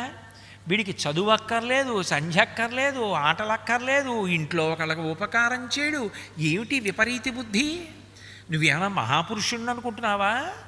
లేకపోతే నువ్వేమైనా సిద్ధుణ్ణి అనుకుంటున్నావా? ఏమిటి కొత్తగా ఇదోటి నేర్చుకున్నావు ఈ మధ్య? పద్మాసనం వేసుకోవడం, గంటలు గంటలు కూర్చోవడం. ఇలా అయితే కుటుంబం ఎలా వృద్ధిలోకి వస్తుంది? పెద్ద ఆయన ఒక్క ఆయన పెళ్లి చేసుకుని ఉద్యోగం చేసి తమ్ముళ్ళని చదివించి వృద్ధిలోకి తేవాలనుకుంటున్నాడు. తండ్రి గారేమో అంత మంచివాడు అర్ధంతరంగా మరణించాడు. తల్లి నీ మీద ఆశ పెట్టుకుంది, పెళ్లి కావలసిన చెల్లెలుంది. ఏమిట్రా ఈ విపరీత పోకడా? చదువుకుని వృద్ధిలోకి వచ్చి ఉద్యోగం చేసుకోవడం, పెళ్లి చేసుకోవడం, అమ్మని నాన్నని సంతోషపెట్టడం మానేసి ఈ ధ్యానం ఏమిటి, పద్మాసనం ఏమిటనేవారు. మిగిలినటువంటి పిల్లలు, వీడికి ఇటువంటి స్థితి వచ్చింది, మాతో రాడు, ఆడుకోడు, పూర్వంలా నవ్వడు, ఉండడు, చదవడు, కలవడు, మాట్లాడు, ఏమిటో అలా కూర్చుంటాడు. పాఠశాల అయిపోగానే దేవాలయంలోకి ఎడతాడు, ఏమిటో అలా కళ్ళబడి నీళ్లు కారుతూ కూర్చుంటాడు. ఏమిటి పిచ్చి, వీడికి ఏమైనా ఉన్మాదం పుట్టిందా అంటుండేవారు. ఒక రోజున ఆయన మధురై క్షేత్రంలోనే మేడ మీద ఉన్నటువంటి గదిలో కూర్చుని ఇంగ్లీష్ వ్యాకరణంలో 3 మాటలు మళ్ళీ రాయమని ఉపాధ్యాయుడు విధించినటువంటి ఆ కార్యక్రమాన్ని పూర్తి చేయడానికి వ్రాస్తున్నారు. కానీ మనసు అస్సలు లౌకికమైన చదువు మీద అనురక్తం అవ్వట్లేదు, దాన్ని ఇచ్చగించట్లేదు, కలం కదలటం లేదు, మనసులో ఆలోచన రావట్లేదు. యాంత్రికంగా జడం ఎలా చేస్తుందో అలా అప్పటికి 2 మాటలు రాశారు. ఆ వ్యాకరణం 3 మాటలు పూర్తి చెయ్యాలి. 2 మాటలు వ్రాసి 3వ మాట ఇక వ్రాయలేకపోతున్నారు. అక్కడే ఉండి అన్నగారు నాగస్వామి గారు అటు ఇటు తిరుగుతూ చూస్తున్నారు ఆ పిల్లాడిని. ఆయనకి చాలా కోపం వచ్చింది. ఈ మధ్య ఇటువంటి విపరీతపు బుద్ధులు ఎక్కువైపోయాయి, అసలు చదవడు, వ్రాయుడు అని దగ్గరికి వచ్చి ఇటువంటి వాడికి ఇవన్నీ ఎందుకు అన్నారు. అంతే. అప్పటి వరకు చాలా మాటలు అన్నారు అన్నగారు అలా. కానీ ఆ రోజు ఆయన అన్న మాట ఆ పిల్లవాడికి ఇంకొకలా వినపడింది, గుండెల్లో గుణపం దిగినట్టు దిగింది. ఇటువంటి వాడికి ఇవన్నీ ఎందుకో అని. అవును కదా, నాకు ఎందుకు ఇవన్నీ? ఇవి ఉద్ధరిస్తాయా? ఇవి నేనెవరో తెలుసుకోవడానికి ఉపయోగపడతాయా? నాకు ఎందుకు ఈ వ్యాకరణం, ఎందుకు ఈ పాఠశాల, ఎందుకు ఈ భోజనం, ఎందుకు ఈ అనుబంధాలు, ఎందుకు ఈ అందరి మధ్య ఉండడం? నిజమే, నేను ఇమడలేను. నేను లౌకికం వైపుకి వెడదామంటే నాకు ఒళ్ళు మంటలు వస్తుంది. నేను ధ్యానంలోకి వెడితే ప్రశాంతంగా ఉంటుంది. కాబట్టి ఇది నాకు అనవసరం. మరి నేనేం చేయాలి? ఎవరి దగ్గరికి వెళ్ళిపోవాలి? నాకెవరు కావాలి అన్న ప్రశ్న వచ్చింది. రాగానే ఒక్కసారి ఆర్తి పుట్టింది. జన్మజన్మలకు నా తండ్రి అరుణాచలేశ్వరుడు. ఒక్కొక్క జన్మకి లౌకికంగా ఒక్కొక్క తండ్రి ఉండొచ్చేమో, ఎన్ని జన్మలెత్తినా నా తండ్రి అరుణాచలేశ్వరుడు. నేను ఆయన పాదాల దగ్గరికి చేరిపోవాలి. నేను సంతతము ఆయనకి సంబంధించినటువంటి ధ్యానమునందే సమాధిలో ఉండాలి. అప్పుడు తప్ప నాకు శాంతి ఉండదు అని అనుకుంటున్నారు. ఎందుకు వచ్చిందో తెలియదు అన్నగారి నోటి వెంట. ఆయన అరుణాచలం వెళ్ళిపోవడానికి కావలసిన మార్గం అన్నగారి రూపంలోనే అరుణాచలేశ్వరుడు సువ్యవస్థితం చేశాడు. తెలియకుండా అన్నగారు అన్నారు, అయితే చదవవా అని అడిగారు. లేచి నిలబడ్డారు కదూ, ఎక్కడికి అన్నారు. 12 గంటలకి పాఠశాలలో విద్యుచ్ఛక్తి మీద ప్రత్యేకం తరగతి ఉంది, నేను వెళ్ళాలి అన్నారు. కింద పెట్టెలో 5 రూపాయలు ఉన్నాయి, నువ్వు వెళ్ళే దారిలోనే నా కళాశాల ఉంది, జీతం కట్టాలి, వెళ్ళి ఆ డబ్బులు తీసుకొని నా కళాశాలలో కట్టి వెళ్ళు అన్నారు. అరుణాచలం వెళ్ళిపోదాం అనుకున్న వారికి అరుణాచలం వెళ్ళిపోవడానికి డబ్బులు కూడా అనుకోకుండా అన్నగారి ఇచ్చేశారు. అందుకు ఇచ్చానని అన్నగారికి తెలియదు. కిందకు వచ్చారు, పెట్టి తీశారు, 5 రూపాయలు తీశారు. అప్పటికి ఆయనకి తెలుసున్నది ఏమిటంటే తిరువణ్ణామలైకి వేరు మార్గంలో రైలులో వెళ్ళొచ్చని ఆయనకి తెలియదు. విల్లుపురం వరకు వెళ్ళి అక్కడి నుంచి అరుణాచలం చాలా దగ్గరని ఆయన ఉద్దేశ్యం. దానికి 3 రూపాయలు చాలు అని 3 రూపాయలు తీసుకుని 2 రూపాయలు వదిలేసి ఒక కాగితం తీసుకుని ఉత్తరం రాశారు. నేను నా తండ్రిని వెతుక్కుంటూ బయలుదేరుతున్నాను. దీనికోసం మీరెవ్వరూ పరిశ్రమించి దీనిని వెతకవలసిన అవసరం లేదు. ఇది మంచి కార్యం మీదే బయలుదేరుతోంది. నీ కాలేజీ ఫీజు కట్టబడలేదు, 2 రూపాయలు ఇందులో ఉంచుతున్నాను అంతే. సంతకం పెట్టలేదు. సంతకం పెడితే ఏమిటి? కోటేశ్వరరావు అన్నాను అనుకోండి. కోటేశ్వరరావు ఎవరు? ఒక నామం, ఒక పేరు. అప్పుడు ఆ పేరు ఉంటే రూపం ఉంటుంది, నామం ఉంటే రూపం ఉంటుంది, రూపం ఉంటే నామం ఉంటుంది, నామరూపాలు ఉంటే మాయ ఉంది. అంతే కదా. కుండ అన్నాను అనుకోండి, మీరు కుక్కను తీసుకురారు కదా. కుండ అంటే మట్టితో చేసింది, నల్లగా ఉంటుంది, నీళ్లు పోసుకుంటే చల్లగా ఉంటుంది. నామం ఉంటే రూపం ఉంది, రూపం ఉంటే నామం ఉంది. నామము రూపము రెండూ పోతే మట్టి ఉంది. అదే నిజమైన సత్యం. మట్టి కుండలైందేమో, బంగారం ఆభరణాలైందేమో. ఆభరణాలు కాకపోయినా బంగారం ఉంది, కుండ ప్రమిద పాలిక కాకపోయినా మట్టి ఉంది. సత్యం మట్టి. అది నామరూపాలుగా చెందితే మాయ. అది విరిగిపోవచ్చు ఒకనాడు. మట్టి ఏమీ అయిపోదు, అది సత్యం. బ్రహ్మసత్యం జగన్మిథ్య. దానికి పేరు ఎలా? అందుకని సంతకం పెట్టలా, పేరు రాయలే. ఇది బయలుదేరుతోంది వెతుక్కుంటూ. ఇది అంటే శరీరం, దాన్ని వేరుగా చూస్తున్నారు సాక్షిగా. ఇది వేరుగా, ఇది బయలుదేరుతోంది అంటే శరీరం బయలుదేరుతోంది, నేను కాదు. నేనిప్పుడు ఆత్మ.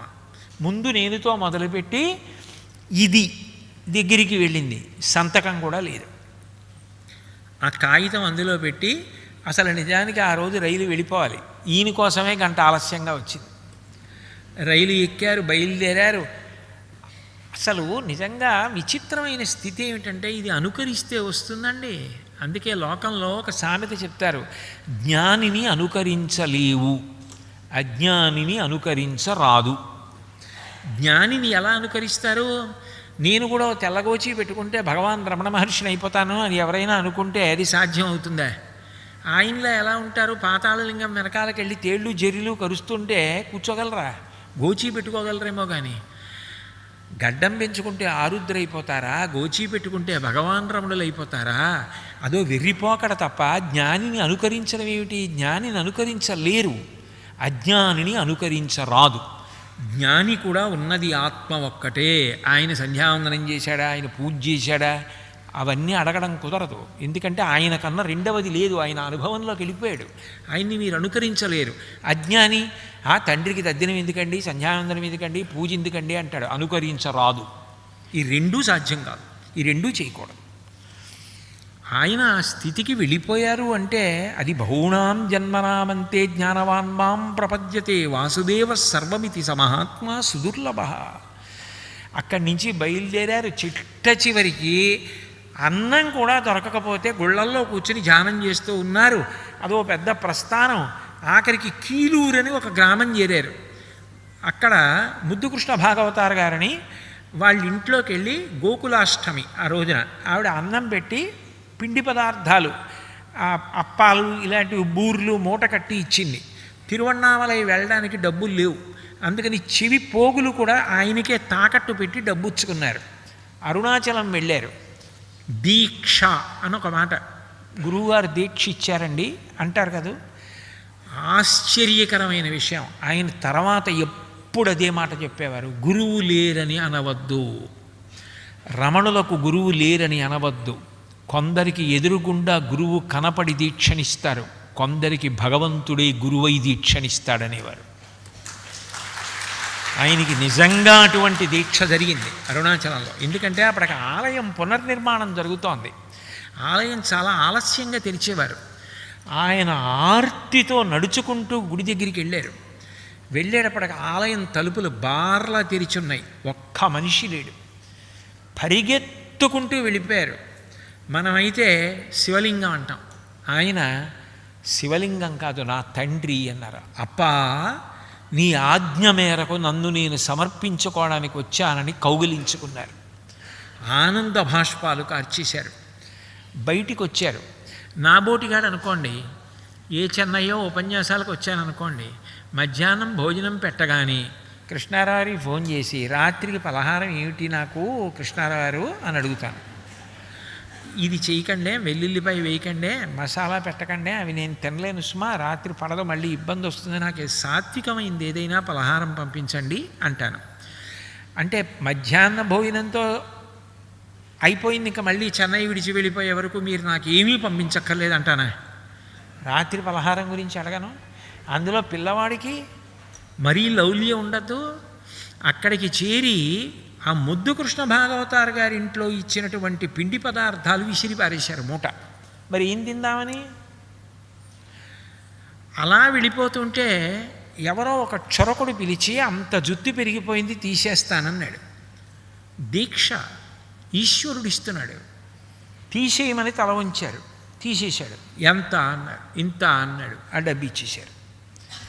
ఆ మిగిలిన డబ్బులు మళ్ళీ దేనికైనా పనికొస్తాయి అని దాచుకుంటాం కదా, అది ₹1 అయినా దేనికైనా పనికొస్తుందని దాస్తాం. ఆ మిగిలిన డబ్బులు విసిరి పారేశారు. అంటే ఇక దేని మీద సంఘం లేదు అసలు. మరి సాయంత్రం రేపు అవన్నీ ఏం లేవు ఇక. మరి ఆ స్థితి ఈశ్వరుడితో తాదాత్మ్యం. మరి ఎవరు నీకు పోషకుడు? ఆకలి వేయించిన వాడే అప్పుడు అవసరమైతే పెడతాడు. అదెంత తీవ్ర భక్తి! ఆ జ్ఞానం, ఆ భక్తి, ఆ రెండు అలా సమ్మేళనమైన స్థితి కలగమంటే ఎలా కలుగుతుంది ఈశ్వరానుగ్రహం లేకుండా? అన్నీ వదిలి పారేశారు. కట్టుకున్న బట్ట తీసి చింపేశారు. ఓ గోచి పెట్టుకున్నారు. మిగిలిన బట్ట కనీసం పోనీ ఒళ్ళు తుడుచుకోవడానికి పనికొస్తుందేమో అనైనా దాచాలి కదా. డబ్బే అక్కర్లేనాయన, పిండి వంటలే అక్కర్లేనాయన బట్ట దాచుకుంటారా? విసిరి పారేశారు. గోచి ఒకటి పెట్టుకున్నారు. మరి ఇంత అయిన తర్వాత దీక్షయందు స్నానం ఉండాలి కదా. బ్రహ్మాండమైన వర్షం పడింది అకస్మాత్తుగా. రమణుల గురించి చెప్పగానే చెన్నైలో వర్షం పడ్డట్టు. ఆ వర్షపు ధారల్లో తడిసి ముద్దయిపోయారు. స్నానం కూడా అయిపోయింది. ఎక్కడ కూర్చున్నా రాళ్ళు విసురుతున్నారు. పాతాళ లింగం దగ్గరికి వెళ్ళి రోజుల తరబడి అలాగే ఉండిపోయారు. తనలో తాను రమిస్తూ ఉండిపోయారు. ఇప్పటికీ పాతాళలింగం దగ్గరికి వెడితే ఆ ఫొటోస్ చుట్టూ పెట్టుంటాయి. అవి చూస్తే భయం వేస్తుంది. ఇదేమిట్రా, ఎలా కూర్చున్నారా ఆయన ఇక్కడ అని. తేళ్ళు జెర్రులు తొడల కింద చేరి కరిచేస్తే నెత్తురు కారిపోతే తాగి మాంసం కొరికి ఆయనకేం స్పృహ లేదు. అటువంటి ఆనంద స్థితితో భగవంతుణ్ణి అలా నిరంతరం పానం చేస్తూ అంబుజోదర దివ్య పాదారవింద చింతనామృత పాన విశేష మత్త చిత్త మీరీతి ఇతర విషయంబు చేరనీర్చు వినుత గుణశీల మాటలు వేయునేల అంటారే, అట్లా తనలో తాను రమించిపోతూ ఆనందపడిపోతూ అలాగే పాతాళలింగం వెనక కూర్చున్నారు. ఇది నాకొక్కటి చెప్పండి, భగవాన్ రమణుల అరుణాచల వైభవము. ఇది అనుకరించడం సాధ్యమయ్యే విషయమా? ఇలా మనం కూడా ఉందామండి అని ఎవరైనా ప్రతిజ్ఞ చేసుకుని ఉండడం సాధ్యం అవుతుందా? సాధ్యం కాదు. అరుణాచల రమణుల గురించి చెప్పడానికి వచ్చిన నాకే మధ్యాహ్నం భోజనం చేస్తే రాత్రి పలహారం గురించి అడుగుతాను. నా మీదే ఎందుకు పెట్టుకు చెప్తున్నాను అంటే 10 మాటలు. ఇటువంటిది మీ మీద పెట్టి అనడం మోటతనం అవుతుంది, అవమానించడం అవుతుందని నా మీద పెట్టుకుని అంటున్నాను తప్ప నేనేదో తిండి పిచ్చితో అడిగానని మీరు అనుకోకూడదు. కాబట్టి అంటే నేను ఎందుకు చెప్తున్నానంటే ఆ స్థాయి ఒక మహాపురుషుడికి కలిగిందంటే ఇది సనాతన ధర్మ వైభవం.